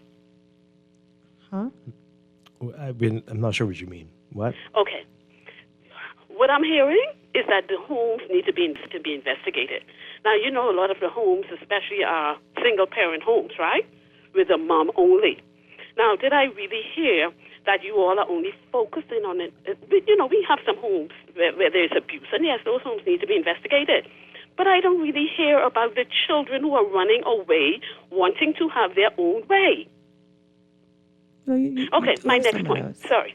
My next point. I'll make it quick. I know you have to go Oh, we on. didn't say what you think you heard either. You did say something about family planning. Did I hear you state that, well, the children are having fun, just give them contraceptives, or am I wrong? You heard everything wrong today. I don't know what's going on with you or your phone or our radio station. You've heard nothing right about anything that was said in the show. Good Lord. No. And we don't know anything about the situations with these children, right? No. But we're No. okay. What we're saying is that the police is asking for parents to police their children because of all of the funny things that are happening. And then I remember saying that we have to take our heads out of the sand and stop acting like these kids are not engaging in sexual activity and be responsible. That's what I said. That sounded like fun Right. to her. Oh, boy. All right, let's go to a break. When we come back, we'll get a pastor in here to save us all. We're going to be talking about the Reformed to Believers Conference, folks. All the details when we get back. This is Morning Blend on Guardian Radio 96.9. Time flat, I take she by the hand. Yes, cause I'm a born Bahamian, but I move too fast. This I was wrong to do.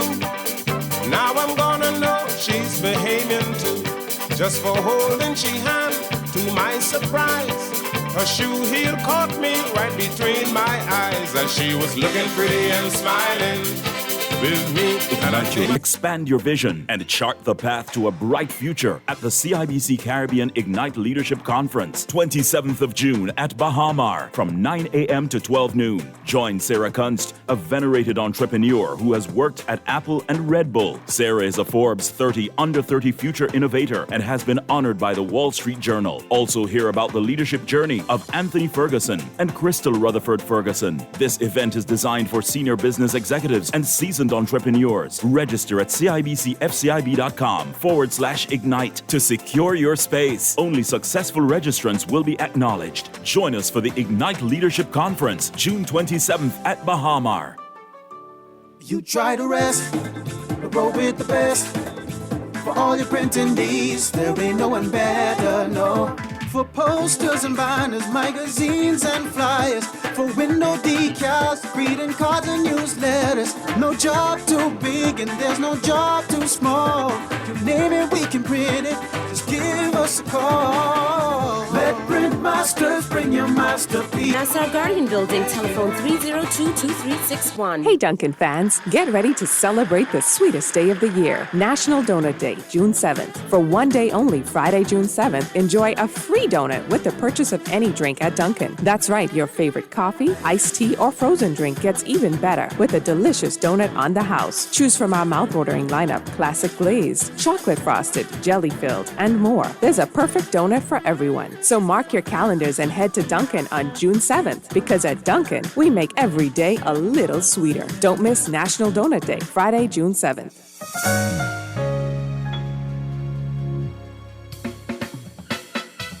Do you have uncontrollable debt? Are you ready to make that move to Fidelity for a stress-free future? These loans have a built-in savings plan that pays you unbeatable interest. Ask about our debt consolidation loans today. Call 356-7764. Fidelity, we're good for you.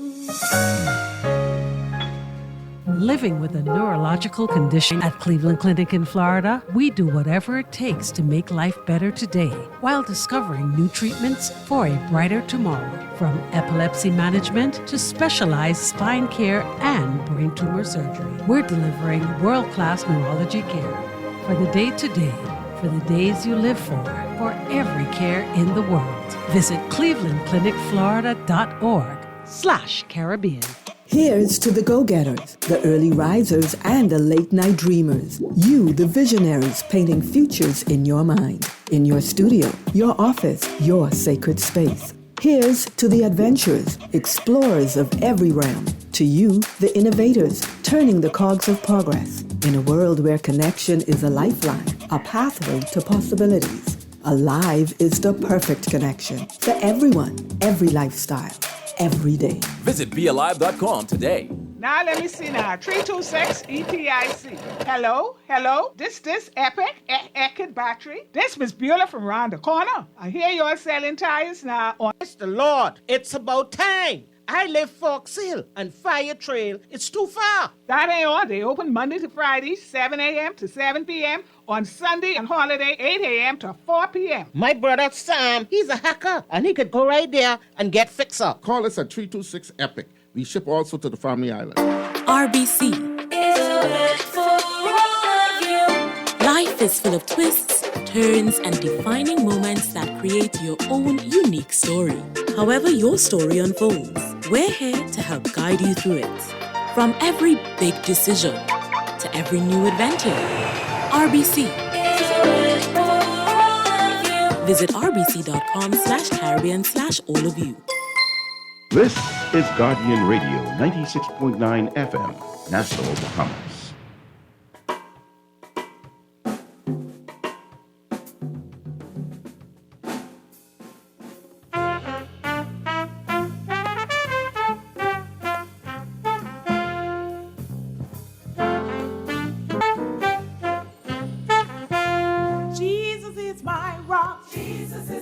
In a weary land. Jesus is my rock. Jesus is my rock. In a weary land. In a weary land. Jesus is my rock. Jesus is my rock. In a weary land, he's been my shelter in the time of storm. We're back here with Morning Blend on Guardian Radio 96.9. Dwight Strachan along with DeQuesta Dean. And we're changing gears. Tell you about the Reformed Believers Conference for 2024. Coming up in just a couple of days, running in through the holiday weekend. Here to tell us all about it, we're very pleased to have back with us Pastor Cedric Moss with Kingdom Life Church Bahamas. Good morning, sir. Always a pleasure. Always a pleasure, Dwight. Good morning to you. Good morning, DeQuesta. Good morning. All right, so this is what year now have you been doing this? The fifth annual. Mm-hmm. Wonderful stuff. Yeah. For those who aren't familiar, let people know what the Reformed Believers Conference is about. Okay, the Reformed Believers Conference, it really focuses on Reformed theology, and Reformed theology focuses on the glory of God and the sovereignty of God in all things. And I think a lot of times you listen to people and they kind of think that the world is just running on its own and we're doing our own thing, and they forget that there is a sovereign God who's created this world, created us, and what the Bible tells us is that he does everything for his glory.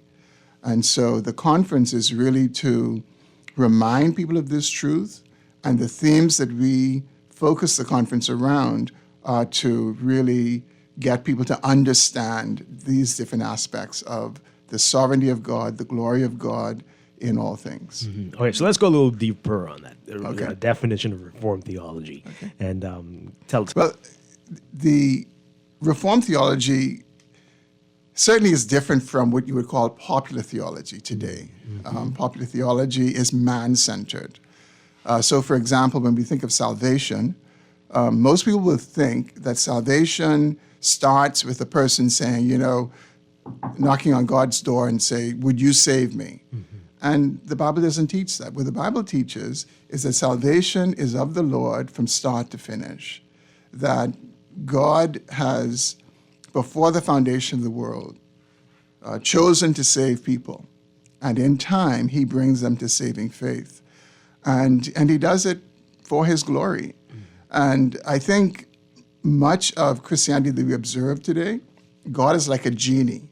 He's like this good luck person you need to have in your life for good things to happen in your life, rather than understanding that all that we do is to live. Mm-hmm. And one good example to bring this into focus is you think of Job. Most people know the story of Job. He just lost everything. And what did he do? The Bible says he fell on his face and worshiped and said, the Lord gives and the Lord takes away. Blessed be the name of the Lord. Mm-hmm. There are many people, when bad things happen to them, they say, what's the point of serving God?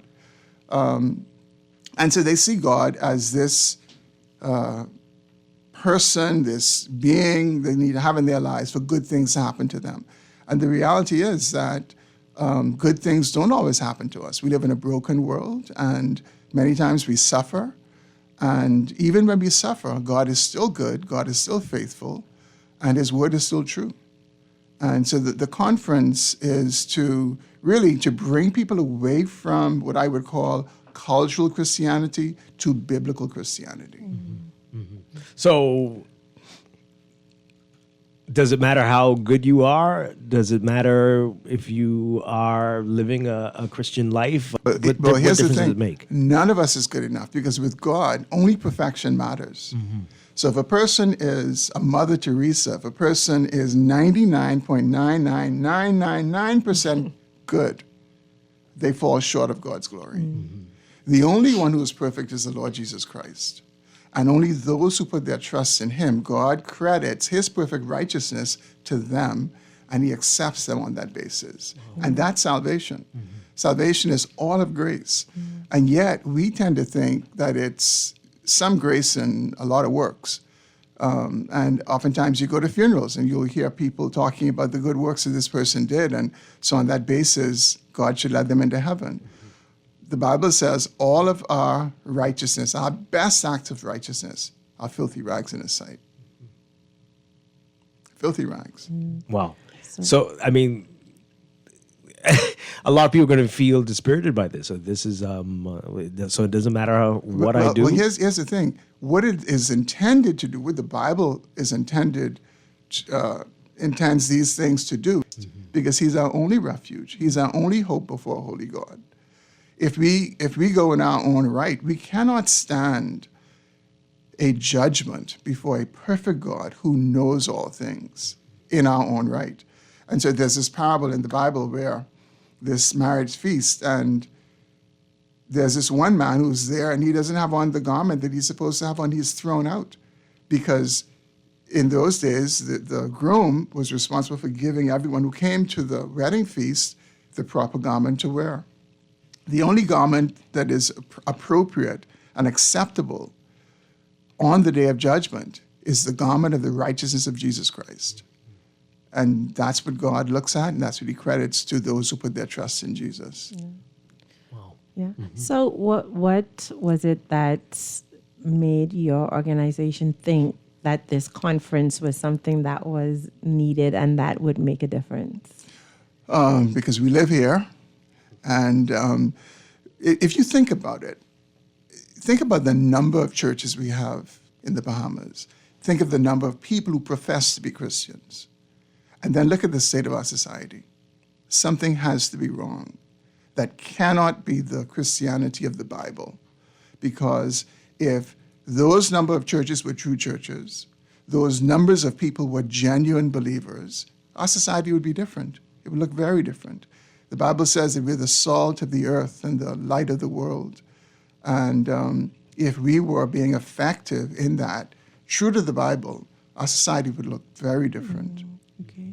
So this weekend at the conference, what are some of the things that you'll be sharing? Yeah, the theme of this conference is Christ preeminent.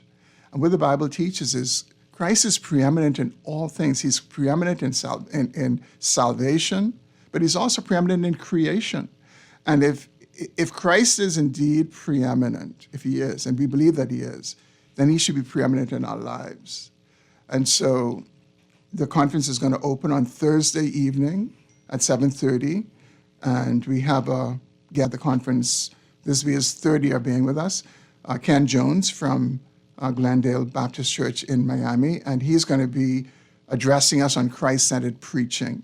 Okay. A lot of the preaching that you hear today is on politics, it's on conspiracy theories, this one hates you and they're trying to keep your promotion from you, and it's things that they're not biblical, or it's the preacher and how expensive his suit is and how much his wife's hat costs.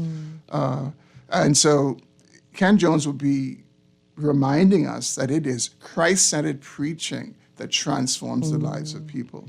And then we're going to have Timothy Trico the next morning for the first morning session on Labor Day morning.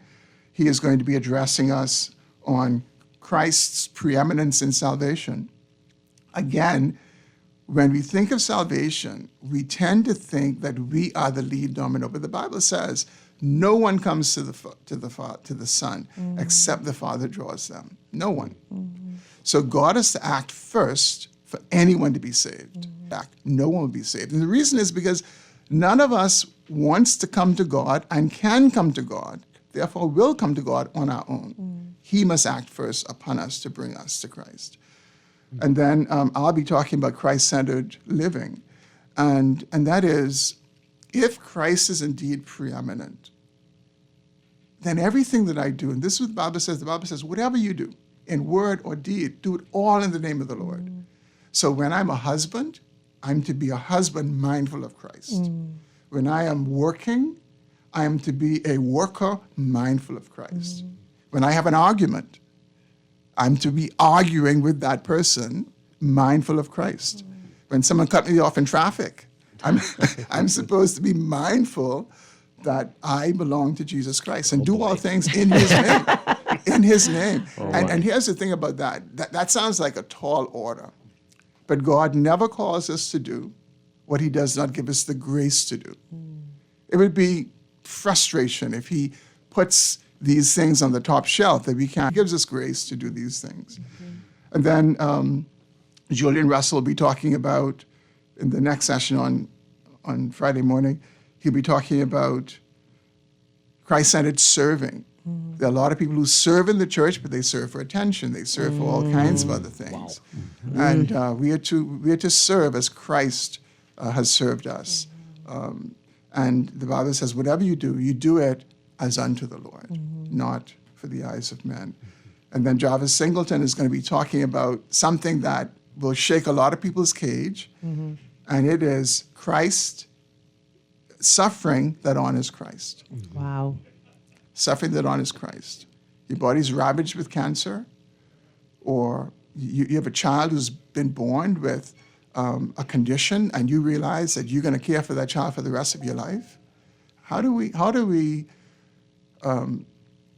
keep Christ central and honor him when we face these hard things in life? And so he'll talk about that. And then on Saturday morning, we run from 8:30 when we have a continental breakfast, and then we finish right at noon.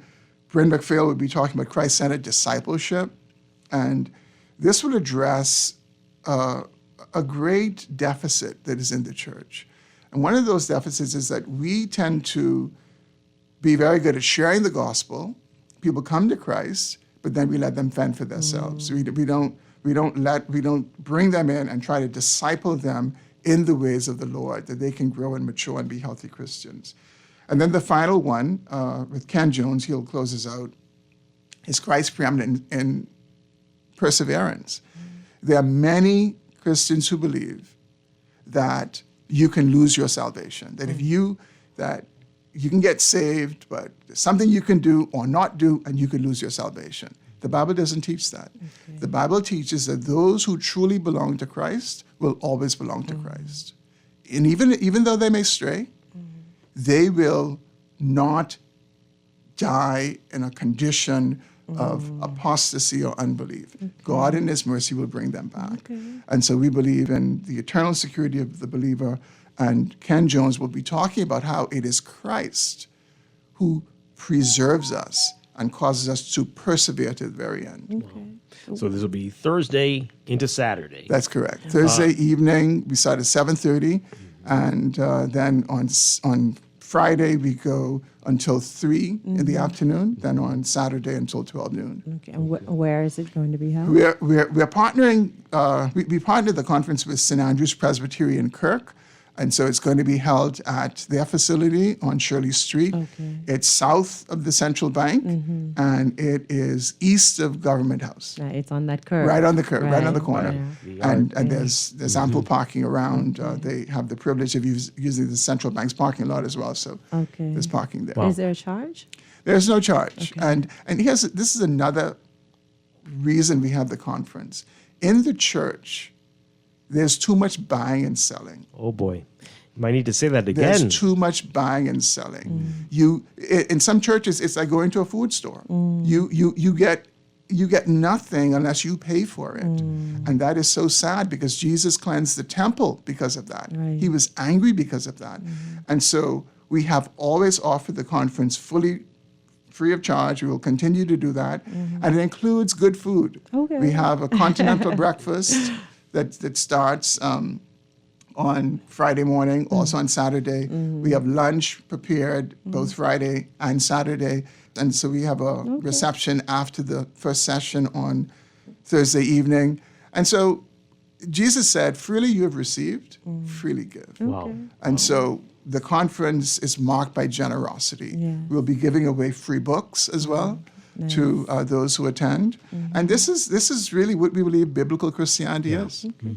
So I have one more question for you. It's a 3-day conference, but do you invite people to attend on certain days if they can't attend all days? Yeah, I mean, you can certainly attend as best you can, but because we provide food, we ask people to register. Okay. And so registration is online. If you go to kingdomlife.org, kingdom-life.org, or just Google Kingdom Life Church Bahamas, or you can go to our Facebook page, our Instagram page as well, and there's a registration link there. Okay. And if you have any questions about that, you can call the church's office at 393-8262. And the schedule's up as well, or? Yes, the schedule's online as well. Okay. Everything is online. Wonderful stuff. Yeah. Always great to have you with us, Pastor Thank you, Dwight. Moss. Always a pleasure to be with you. and Thank you. 5th Reformed Believers Conference. Thank you so much. All Sounds good. Thank you. A lot to think about this morning. We're going to take a break for news and then be back with more Morning Blend Business coming right up. Stay with us.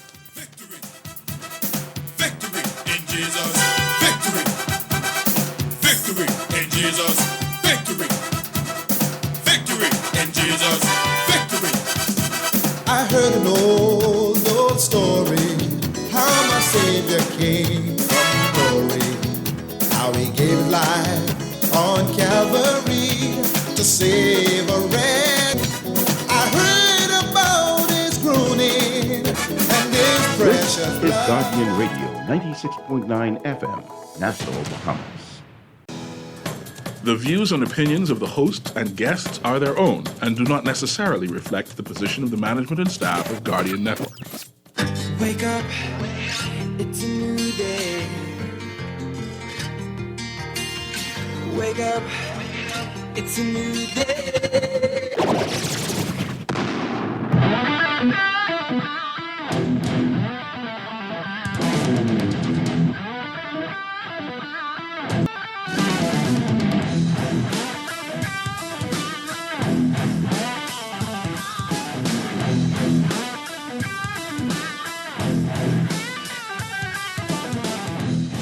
Good morning and welcome to Morning Blend Business on this Tuesday, June 4th, 2024. Welcome back to Morning Blend listeners. Once again, I'm Dwight Strachan along with DeQuesta Dean, and we've got a two-parter for you in this hour. We're going to be talking with the Bahamas Humane Society about your pets and the summer heat and conditions in a little bit. But right now, as you know, it's hurricane season is back, and a lot of people are thinking about it. Their windows and doors, and thinking about upgrading, but also wondering whether what they have already is truly hurricane impact resistant, hurricane proof, right? And you really do need to question it sometimes. Our guest this morning are going to tell us about their products and what to look out for. And we're very pleased to have with us from Storm Frame Windows, Henry Lightburn and Genio Turnquist. Good morning. Great to have you with us. Talk right into that mic there for us. Good morning to both of you. Great to have you with us. Good morning. Good morning. Thank you. Hi. So it's already June 4th. And although people should have been thinking about this before now, people are saying it's going to be a rough season. I really need to swap out these doors and these windows. Yes. Well, first of all, good morning, Bahamas. Everybody in my listening audience, take this number down, 325-6633. We have window and door consultants ready to discuss and provide you with information on windows and doors. Okay. And that is very, very important. 25 hurricanes, 25 storms, roughly about 15 hurricanes, and about 7 of those are major hurricanes. So if you have That's what we expect for this season, That's a lot. 2024. Yeah. Okay. And so if you have not yet or are considering windows and doors, I want you to come down to our brand new 14,000 square foot showroom and factory and let the consultants, people like Kirk and Dawn and who else? Ken and Gary, along with and that's at the Airport Industrial Airport Industrial Park. Nowhere in New Providence is far, so you can get there. But the important thing about Storm Frame Windows, we are the oldest window and door manufacturer in the Bahamas. We were established in 1999, and we have morphed into our original facility was on Palmdale, opposite Paradise Fisheries, and because of a very, very dynamic sales team under the leadership of Don Martin, we were able to help expand the point where we now are at the Airport Industrial Park.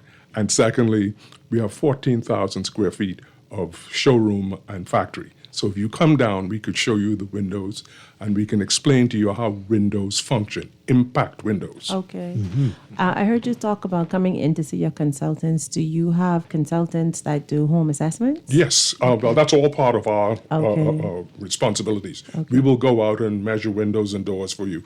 We will also say, well, we would recommend this as opposed to that. Yes. Okay. Right. So let's talk about it. There are a lot of people who say they are selling hurricane impact windows and doors. There's a lot that look like they are. But how do you know for sure? And whose standard are we using or measuring this by? Genio? Okay, so really like most anything in the market when you're talking about retail, there's always a lookalike. So you can get a product that has the facade of a hurricane impact window, but when you touch the glass, you'll hear the echo. Like it's just plate glass. That's what we call plate glass. It don't have any hurricane components built into it, which is the polyvinyl interlayer that creates that is sandwiched between two glass that makes the glass an impact resistant glass. So you buy this white, it's a slider or it's a casement, and you say, I got hurricane impact windows. And when you touch the glass, you can just easily break it. So those are some of the similar traits that we see when we go to homes where persons are having problems with their windows and saying that, oh, this broken, I bought hurricane impact, but you didn't. Okay. All right, so but we are manufacturing our windows, the Dade County Code and Standard. So that's Some of the toughest in the world, right? Yes. Yeah. And we encourage people, before you buy a window or a door, ask the questions, are these certified? Can I see the certification? And if they can't ask you, what we sometimes do is go out and say, well, what's the design pressure on this particular window or what have you? And they think I'm speaking some foreign language, but you have to know how windows function.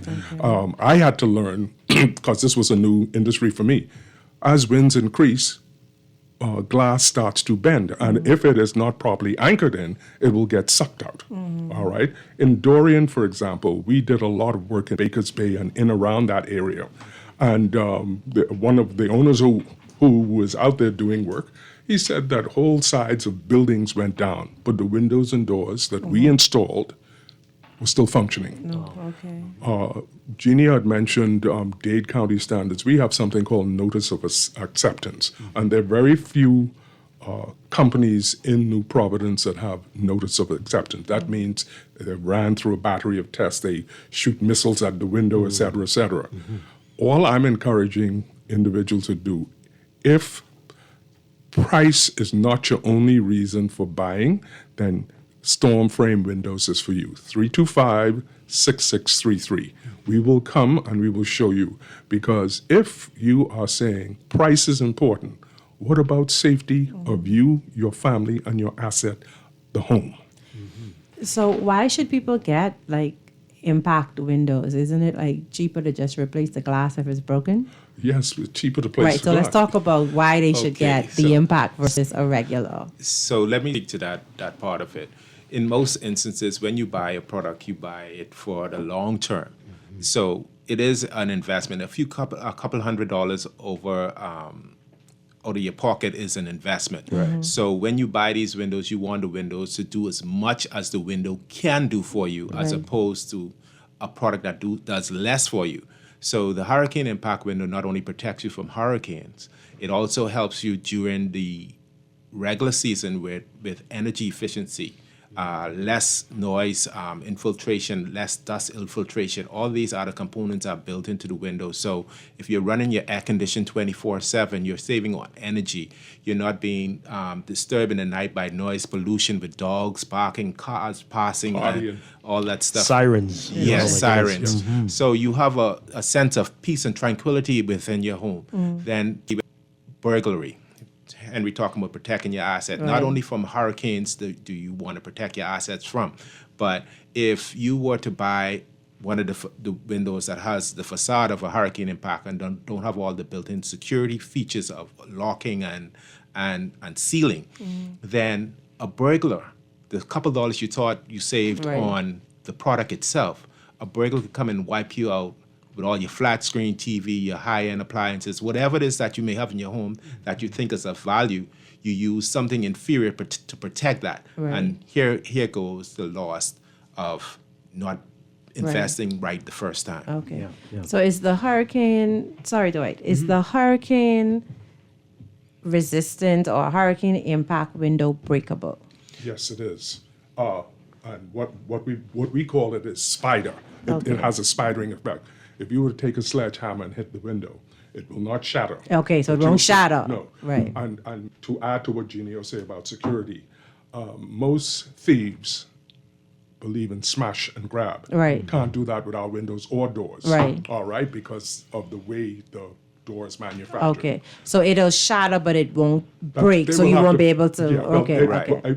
Over a period of time, it will. Okay. But it'll take some effort. It'll take some effort. Yeah. And Okay. explain why that's important, Yeah. especially in a hurricane situation. Yeah. Okay, That it so won't- and that the design is pretty much to say, okay, so the hurricanes, they have high pressures and low pressures. So if there was a missile that impacted the window, you would notice, I mean, in testing, what you would understand is that the window will actually expand and contract with the wind, push okay. and pull. Okay. So even though the glass is broken, per se, it's like a glue Sealed, between the two glass, Okay. the two glass that holds it together, Mhm. and then the wet glazing of the glass unit within the frame Mhm. also help assist with the glass not being pulled out from Okay. the hurricane. All right, so curious, if that, God forbid, should happen, you have to replace the whole thing or just the glass portion of it? It depends. It depends. If your profile is damaged, then you may have to replace the whole unit. But if it's just the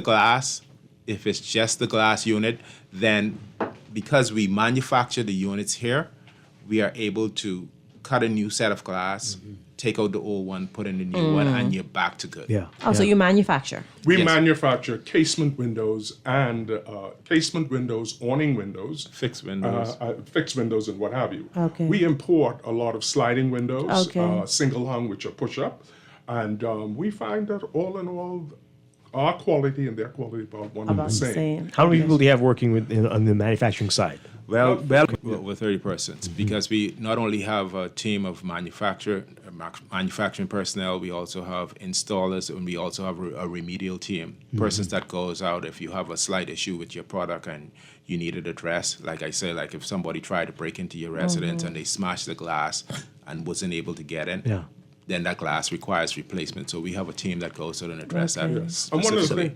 the things I want. Get a also little want- closer to the mic, Andrew. Sorry. Yeah. One of the things I wanted to also point out too was when you purchase windows and doors from abroad, let's say you bring them in, you might say, well, I'm saving money.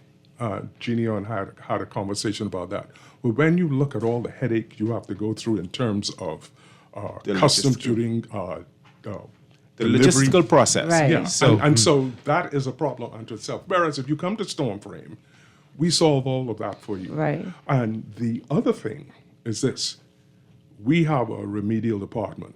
If something goes wrong with a product that we've brought in for you or manufacture, we dispatch our technicians to come and rectify that. Okay. All right, so what are you manufacturing? Is it a standard size, and you have your wall to get it to fix, or fill in a wall, or Not do at you all. come out Not and the size. did you make it Not specifically at all. for my home? We custom make. Custom made. Okay. Okay. Custom make, Yeah, we custom make the windows, and a lot of times when persons hear custom made windows, they think it's a higher cost unit, but It's just to fit your space. It's just to fit your Okay. space. So I heard you talk about the importation of windows, and you get your windows from Miami-Dade. Is that what you Yeah, said? we get right. we get our windows from several places, Okay. but specifically Florida, South Florida. Okay, so South Florida, and I know that people purchase windows outside of the United States. Can you speak to the differences that you may have experienced with those type of windows that come from manufacturers outside of the United States? Okay, so we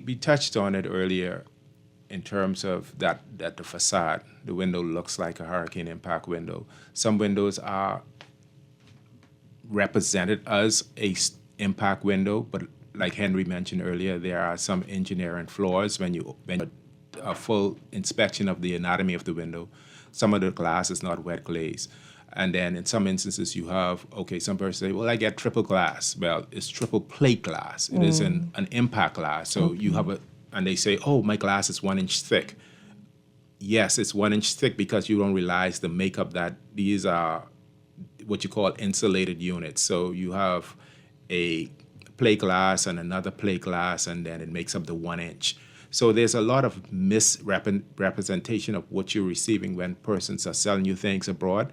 And then you have to look at the configuration of the windows. So like in the European standard, a lot of the windows, casement windows that they sell, in the Bahamas, we open our windows to the outside. In Europe, they will open their windows to the inside. Okay. So you have this window that instead of it opens out, it opens in, and then you have your furnitures that you have to worry about it interfering with and all this other stuff. Okay. And it's not a good design for storm in any event because the majority of the pressure is a push pressure as opposed to a pull pressure. So it leaves a lot of room for lack of protection when it comes to a window swinging Real inside. disaster. You seen that? Someone buying a door that goes inside? So Yes. Exterior? Yes. Oh, dear Lord. Yeah. Another point too is this: a lot of people talk about hurricane proof, and they look, and the windows and doors look just like what we manufacture. We use a special frame made of UPVC, so it does not fade, rust, peel, or chip. Okay. In that, we have reinforced steel, and then we create a sash with the window that we anchor into that. So you're talking about a quality product. And those people who are just looking at price again, call us at 325-6633. We are going to work with you, and we're going to show you why you should buy our product because it's certified. And people have to be very, very careful because you buy a window that they say is hurricane proof. In a year, it's already started to fade. You have to be very careful. Our windows don't fade. And not only that, you're buying it from opportunists, like opportunist salesmen, opportunist business people. So these persons are selling, like, some persons are actually selling like furniture, and then they're selling windows. They're selling toys, then they're selling windows. Then they're selling whatever they can sell. They're selling it to you, and you're not even sure if those persons are going to be around in the next year or two when you start to experience a problem with your product.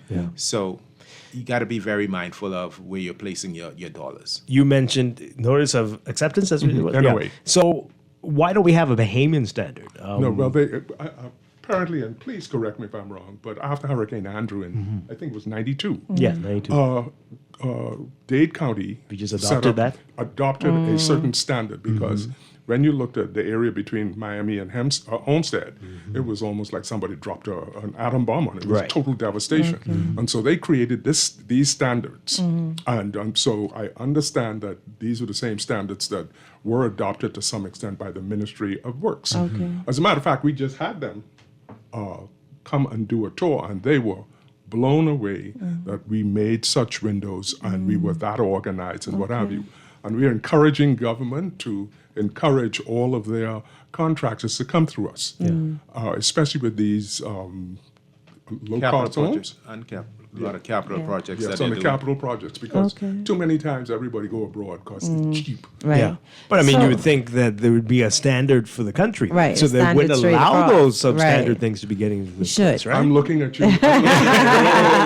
Right? You would be surprised. Oh, wow. You would be surprised. It's time, government. Yeah. Come on. No, And the challenge of this is growing. Okay. So it hasn't always been this way, but it's like if you buy it for your house, you want to buy it for your business. If you buy it for your client in terms of saving money as a contractor, you want to use the same concept on government projects.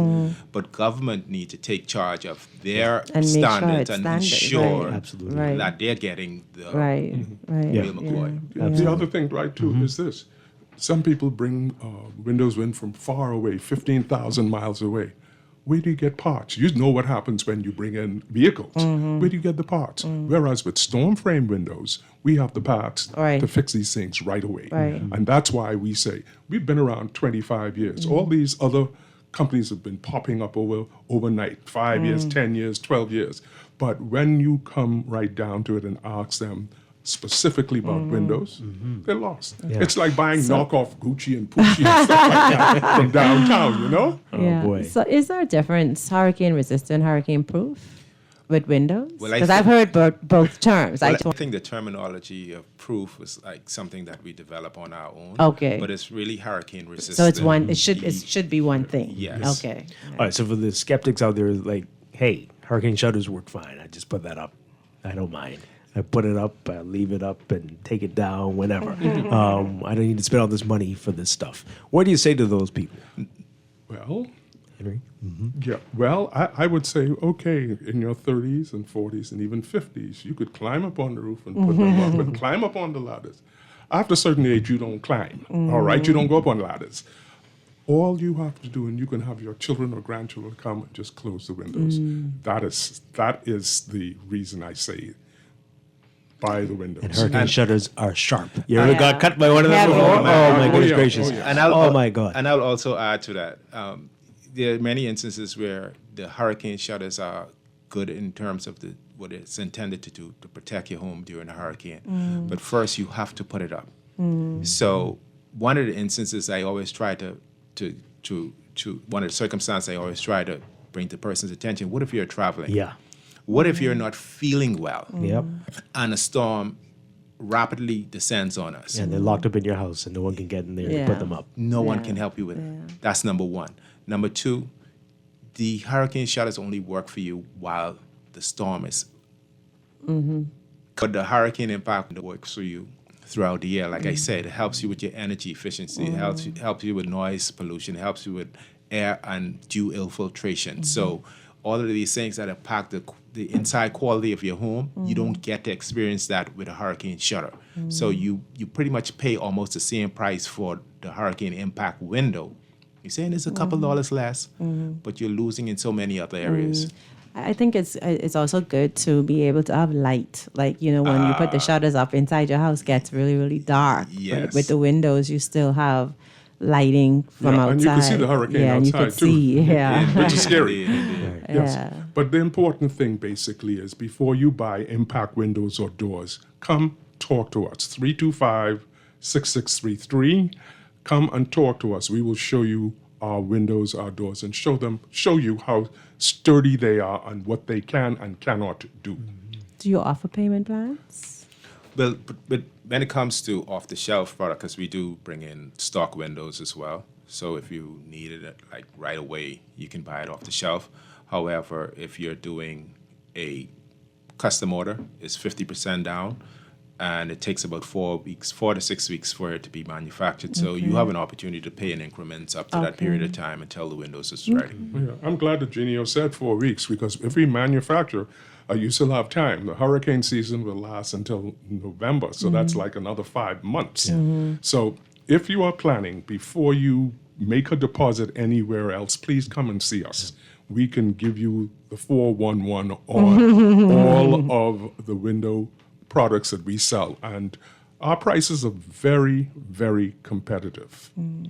And just so everybody is aware, while we are window professionals, we are learning this industry every day because we have so many different internationally recognized that we represent, and we have to understand all the different dynamics of the products that they sell because they sell to different regions with different needs. So we have to get into all the dynamics of what the window products actually do. So right here locally, we manufacture a UPVC product that is reinforced with high-grade galvanized steel, which is a very sturdy product. I've seen it stand up against burglary. I've seen it stand up against hurricanes. That's number one. The overseas product, you have the option of different colors. So you have like aluminum or you have wood, clad, and all the different luxury attributes that you could add to the window. Those stuff you get from different manufacturers from different regions within the U.S. that has the same code that is required for the major storms. And to add to what Genio said, we have the largest dealership in the Caribbean. We have PGT, CGI, Sierra Colby, Pacific. Sierra Pacific. We have so many of them. So Kyober. Anyone who's looking for a window with different specialties, we can supply it. We can supply So the homeowner who may just want to purchase windows, do you have the option that they can just purchase and get them independently installed, or do you have like a recommendation for your own installers? How does that work? Well, we do have a team of our own installers. However, everybody has a cousin, an uncle, an auntie who is a contractor. And if they're proficient in doing the work, then we will say we'll give them the guidelines on how to proceed with getting the windows in properly. So that And you have warranties? Is there warranty? Is that how yes, it we works? do have warranties on the windows we manufacture, and the doors we manufacture. as well as the ones we import. Thank you. We have roughly like 20 years on the frame. Okay. like 5 Oh, years on the wow. glass. Yes. Nice. Okay. So we do have warranties, and we Mhm. stand by our product. Excellent. All right. Wow. All right. So much information, so much good information. Thank you so much. And as you said, 4 to 6 weeks means you could get this in before Yes. the peak of the hurricane season. That is it. And so that's very important. Yeah, so call 325-6633. All right. Wonderful stuff. Great seeing you all again. Thank you, Genia Dwight. Turnquist, Henry Lightburn. Thank you. Thank you. Storm Frame Windows, folks. Now at Airport Industrial Park. That's correct. Great stuff. Thank you so much for being here. Thank you. Thank you. Thank you. All right, we're going to take a break and be back with more Morning Blend on Guardian Radio 96.9. Stay with us.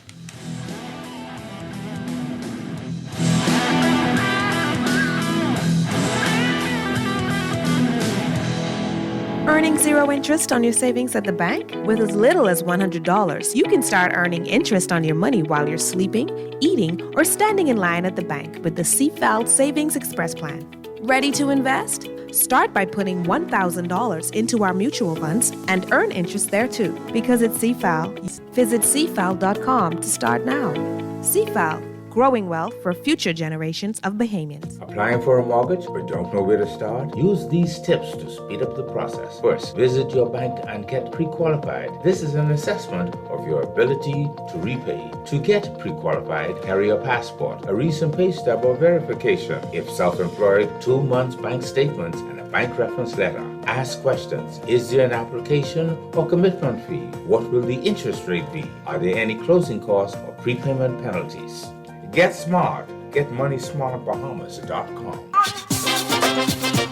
Are you tired of the hustle and bustle of city life, yearning for a relaxing getaway without the headaches of international travel? Well, we've got just the thing for you.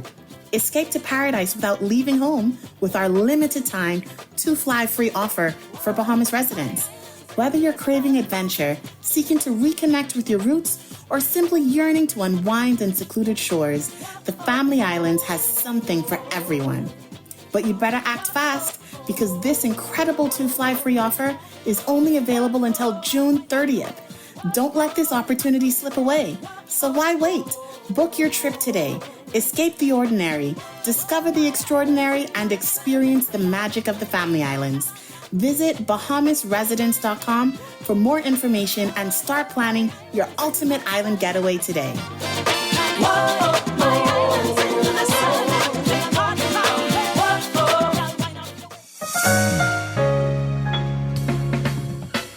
All those loans I had were so overwhelming.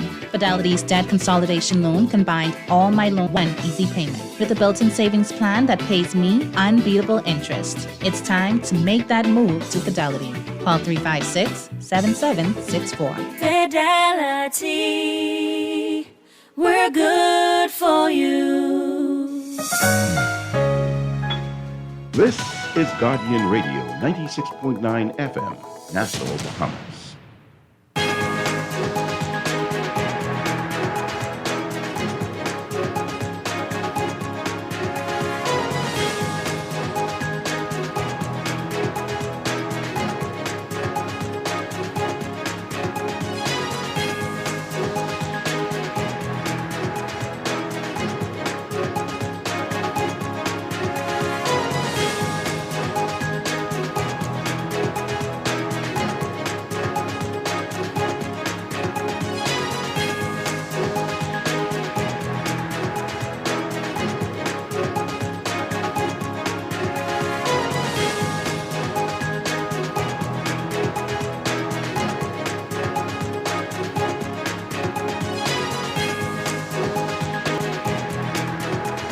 It is time for your morning business report brought to you by CFAL. In April, the high-value stopover visitor segment of the country's tourism product declined compared to April 2023, though the overall number of tourists arriving in the country increased thanks to improved numbers in cruise arrivals. The Central Bank of the Bahamas said, making this announcement in their latest monthly economic and financial developments report for April 2024. The Central Bank report says the tourism sector overall continued to register healthy gains during the month, though. The National Apprenticeship Program will run a pilot this coming September with 100 individuals in the maritime sector. Executive consultant in the Department of Labor, Michelle Malcolm, telling Guardian Business that the program will be something not seen since the creation of the National Insurance Board in terms of national importance. She says it's going to be open to all Bahamians ages 16 and up who are interested in entering the job market and becoming qualified to do so. By the way of the program, it will involve on-the-job training as well as soft skills training and classroom training in the setting of a technical or vocational institute. She says part program as well. More on this in today's Guardian Business section. Delinquencies in the National Insurance Board contributions turning out to be one of the biggest compliance struggles for businesses. Chairman of the Maritime Revenue Enhancement Task Force, Commander Bertram Bowleg, telling Guardian Business that his team, along with other government revenue collection agencies, are conducting a compliance exercise last week. Until Saturday, they were doing that to help businesses figure out where they are delinquent and how to help them become compliant. He explained that he has found that many businesses are unable to complete their business registrations and receive other compliance documents because they have not been keeping up with NIB payments. Family Island Resorts could be doing much better this year if they had adequate airlift. That's according to Executive Director of the Bahamas Out Islands Promotion Board, Kerry Fountain. He told Guardian Business that room revenue is solid for Family Island Resorts compared to last year and 2019, but this is not being seen in all the Family Islands. Fountain says that the room revenue rise as a result of resorts going up on their rates because room nights sold are only at a 77% mark compared to 2019. And in terms of room nights sold, if they compare the numbers for January through April to last year, they're at 91% of where they were. And Western Air has announced that it will increase flights between Nassau and North Eleuthera, Exuma, Cat Island, and Grand Bahama for the summer, thanks to increased demand for travel between those islands. The airline saying that demand has led it to move to daily flights between Nassau and North Eleuthera after only beginning the route on February 23rd of this year. In your Market Watch, recapping trading on the BISX from Monday, your market movers. Bahamas First Holdings Limited moving 32,000 shares, closing at 221 unchanged. Consolidated Water down 10 cents, closing at 552. Emira Incorporated up 11 cents, closing at 857. The BISX All Share Index closing at 2,935.51, up 0.02. That's your Market Watch, and that is your Morning Business Report, brought to you by CFAL, growing wealth for future generations.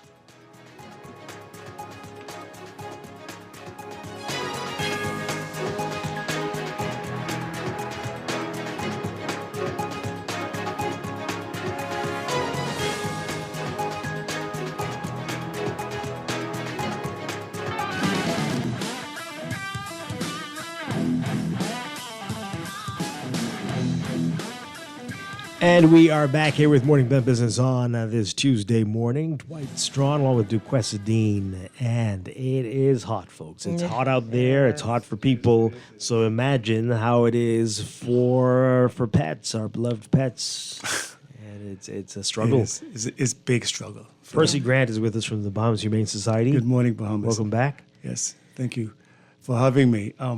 It's unfortunate that I'm back on these terms. I mean, we have an uptick of crime in the country, and now, and particularly crime against animals. People are we're having like 15, sometimes 20 complaints in a day, imagine, and especially now that we have social media. So people just sit down and if they see something, they will say something. So people are calling in to complain about animal cruelty? But not calling as much. They go on Facebook. Okay. They go on Facebook and they post and they take pictures and it is horrible. You know, we have some pending court cases. Wow. But people are just not. I'm not sure how they perceive the thing in the yard that's tied. Do they perceive it as something that is body operated? Or mechanical? I mean, I just don't understand that because it doesn't need water, it doesn't need shelter, and then they tie it and they go inside and watch TV. I just don't get that. The mentality and the mental issues in the country is, you know, I'm assuming the COVID caused it. There's so much going on. I try to rack my brain just to see what could And then we we think we're normal, I guess we all are. And we look at a case and you see a dog that's near a skeleton in the yard and is tied. And you wonder, well, how... What's with tying? Why do The people tie? mentality of tying is something that has boggled me for 38 years I've been at the Humane Society. And I have never could imagine or could fathom why would somebody tie a dog. If you have to tie a dog, you shouldn't have a dog. Your yard should be fenced, and gates should be closed and cemented around the perimeter. You don't have to have a dog. It's this culture that I have a house, and I must tie a dog in the corner of the yard. I do not understand that. And a dog can't talk. They can't tell you who it is. They could bark, but hey, get a camera. Get surveillance. You don't need to have a dog. And we're not encouraging you to have a dog if you're not going to be responsible for the dog. It is just doesn't make sense. So tell us about some of the complaints you've been seeing. Dogs tied in horrible state, and people go back and forth and go to work, and the dog is this skinny in the corner of the yard. We've had to there's many cases. There's dogs starving to death. People not even feeding the animals, or they assume that maybe they thought they fed the animal. Maybe may have that kind of issue too. So people are getting, wonky out there right now, and with the heat, it is ridiculous. Aware, or cognizant, I would say, but aware that the animal needs to have water. Doing water just like us. Right. They need to have water. They need to have shade. It's hot. Right. Countless of dogs die during the summers. In fact, 2 weekends ago, we had like 3 dogs died of heat stroke. Wow. This is something that's not uncommon. It happens. And it happens to the best of us. But people have to realize that they must give animals water. Okay. My suggestion, and from my experience, people need to, that nowadays they need to probably freeze water, get those some plastic utensils and fill them up with tap water and put it through in the deep freeze, and then rest it into the water, of the bucket of water. They also need to consider having a bucket, having a large container, having a big maybe cat litter, which is litter pan, which is large enough that they can't throw over. People need to just think outside the box if they're going to have a dog. Right. So it's not a picture of just it's not a wallpaper. They walk past the dog like it's wallpaper, and this is got to stop. We need the laws to be enforced. And I'm sure I know people can say, oh, people they don't enforce people are laws, and I understand that. But it is our job. Each agency have their job. Social services have the human factor. We have the animal factor. But people always will say, "Oh, you all like animals more than people." That's not the point. There are many. I'm sure people in certain areas. I'm sure there are police officers who don't like people, but they follow the law. They try to protect the law. Right. And all of us in life, we may not like something right. Yeah, it is the act of cruelty. It is the act of tying a dog, the act of anything. It doesn't matter that it's a dog. I think animals need to be in a part of socializing and development of kids. And I keep saying it for many, many years. The kids need to know the difference and know responsibility. They need to know they need that social skill. They need to develop that social and empathy. They need to develop. And so we have such people who are now becoming so cold because they have never felt anything for anybody. You mentioned something before about court cases. Can you tell us a little bit about those? What folks are being charged with? They haven't, animal cruelty, obviously. I'm charged with the same sort of things of neglect. And that's the biggest part of cruelty. We don't have as much, mind you, deliberate cruelty. This is the reason why the mental issue came to mind, because it's not deliberate. I think it's just neglect, and so therefore it's someday devoid of something mental is going on. And I think psychologists need to look at that. And in the country, we are small. Yeah. And so it looks, and then we... But when was the last time we had somebody convicted of something like this? Of Other than when We've someone had- when we've a had dog bites a dog- child or dog- something. But yeah. other than that, there when? have been fines. It has, Fines. it has not been highlighted as much as it should. And I think that's another thing. And that is because people don't think much of anything to do with animals. It's not even in a speech. You don't even hear an animal. You don't even hear people talk. It's a taboo. People hopscotch over creation. We hopscotch. People, the church, I don't know. I shouldn't say the church. I don't want to get in trouble. But we seem to hopscotch over creation. God, wonderful things. And when he thought everything was good, what did he do? He made man. So therefore, don't you think that it was good, and he thought good of it, that he then made man to be... To ruin everything. Yeah. Well, I mean, he made man to be to enjoy it, and man has then destroyed it. And but it is something that, because you find even with creation is now animated, it's jokes, it's never serious, and so it is a sad thing.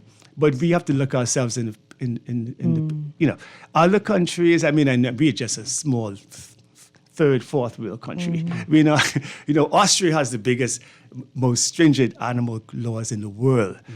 Switzerland and places like that. Austria particularly has their laws are likened as equal to a human being. You could get, so it's a real serious thing. And I'm not saying,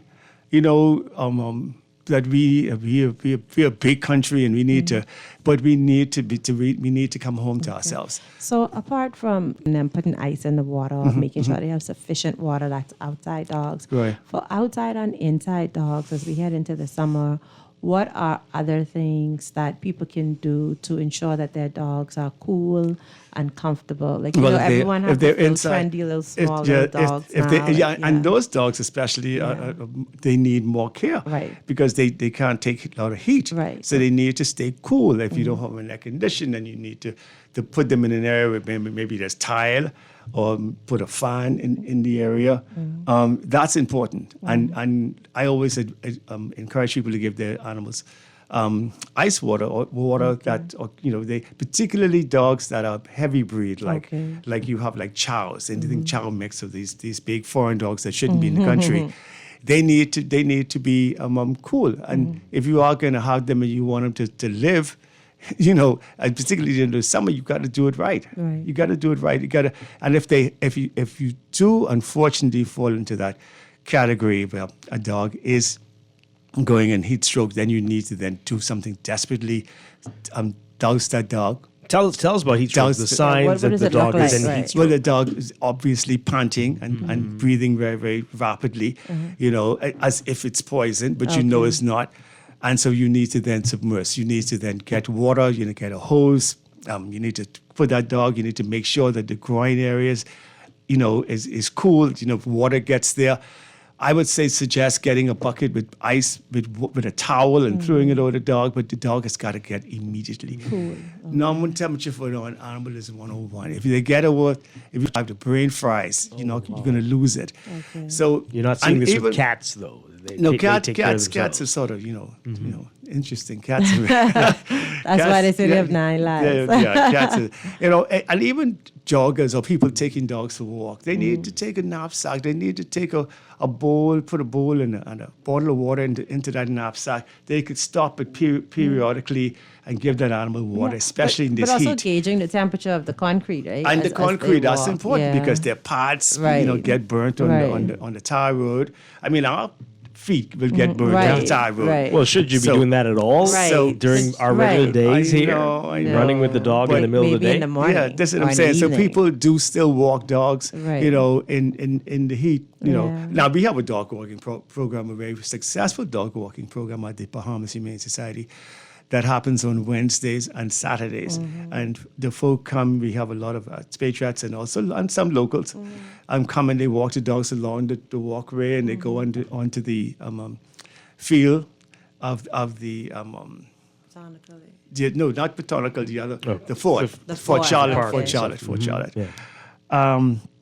And they walk and and we, sometimes some Saturdays or Wednesdays as they go 100 dogs that's walked, and that's a good thing. Yeah. They're getting socialized, and that's important too. They're getting people and they used to walking and they enjoy it. And because of the crowd of animals that we have, so we ourselves have to be very cognizant of heat and making sure that. So we buy potted kiddie pools and we put it in various paddocks. And we have to fill them up with water, not fill them right up, but give them enough water to play in and all that. And, that's interesting. And kiddie pools. Yeah, kiddie pools. Yeah, they're sold, and that's pretty good. Yeah. But you have to realize that it's hot. Yes. And now we're into the hurricane season that started 1st of June. And we've got to also now be concerned about animals in the event of a storm. Right. Yeah. And people do not leave your dogs tied during the storm. We've lost so many animals to that. Dogs getting drowned because of flooding in low-lying areas. People need to let the animals out. If they have cattle or they have anything, they need to then release them, open gates, and let those animals go. Okay. If the animal's going to be inside, then they need to make sure they prepare. They have newspapers, they have dry dog food, and they have make sure get their medication from the veterinarians to make sure that the dogs are safe and sound.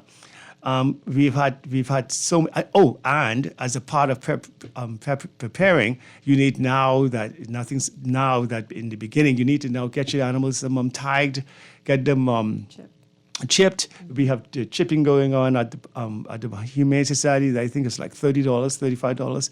Come in, you could call and make an appointment, come in and get your dog microchipped so that we could reunite you after the event. And hopefully. My mom has a dog who's terrified of thunder and lightning. She's always inside, but I can imagine a dog that's outside, terrified of lightning and thunder. Torture. Tied to a tree of all things. Tied to a tree. What they're going through. I can't move. Yeah. Wow, that is rough. Well, Percy, we always appreciate you coming here and spreading the word. Thank you. I know it seems like it doesn't get anywhere, but hopefully people are thinking about this. I hope I've enlightened and encouraged and educated as much as I could, as much as I try to do for many years. We salute you. We Hopefully appreciate it it. will get to. Thank you. Percy Grant and the Humane Society, keep up the great work that you all always do. Thank you so much. Duquesa Dean, thank you for being here this morning. Thank you for I'll see you next week. Yeah, see you then. And I'll be back tomorrow morning with more Morning Blend and Morning Blend Business here on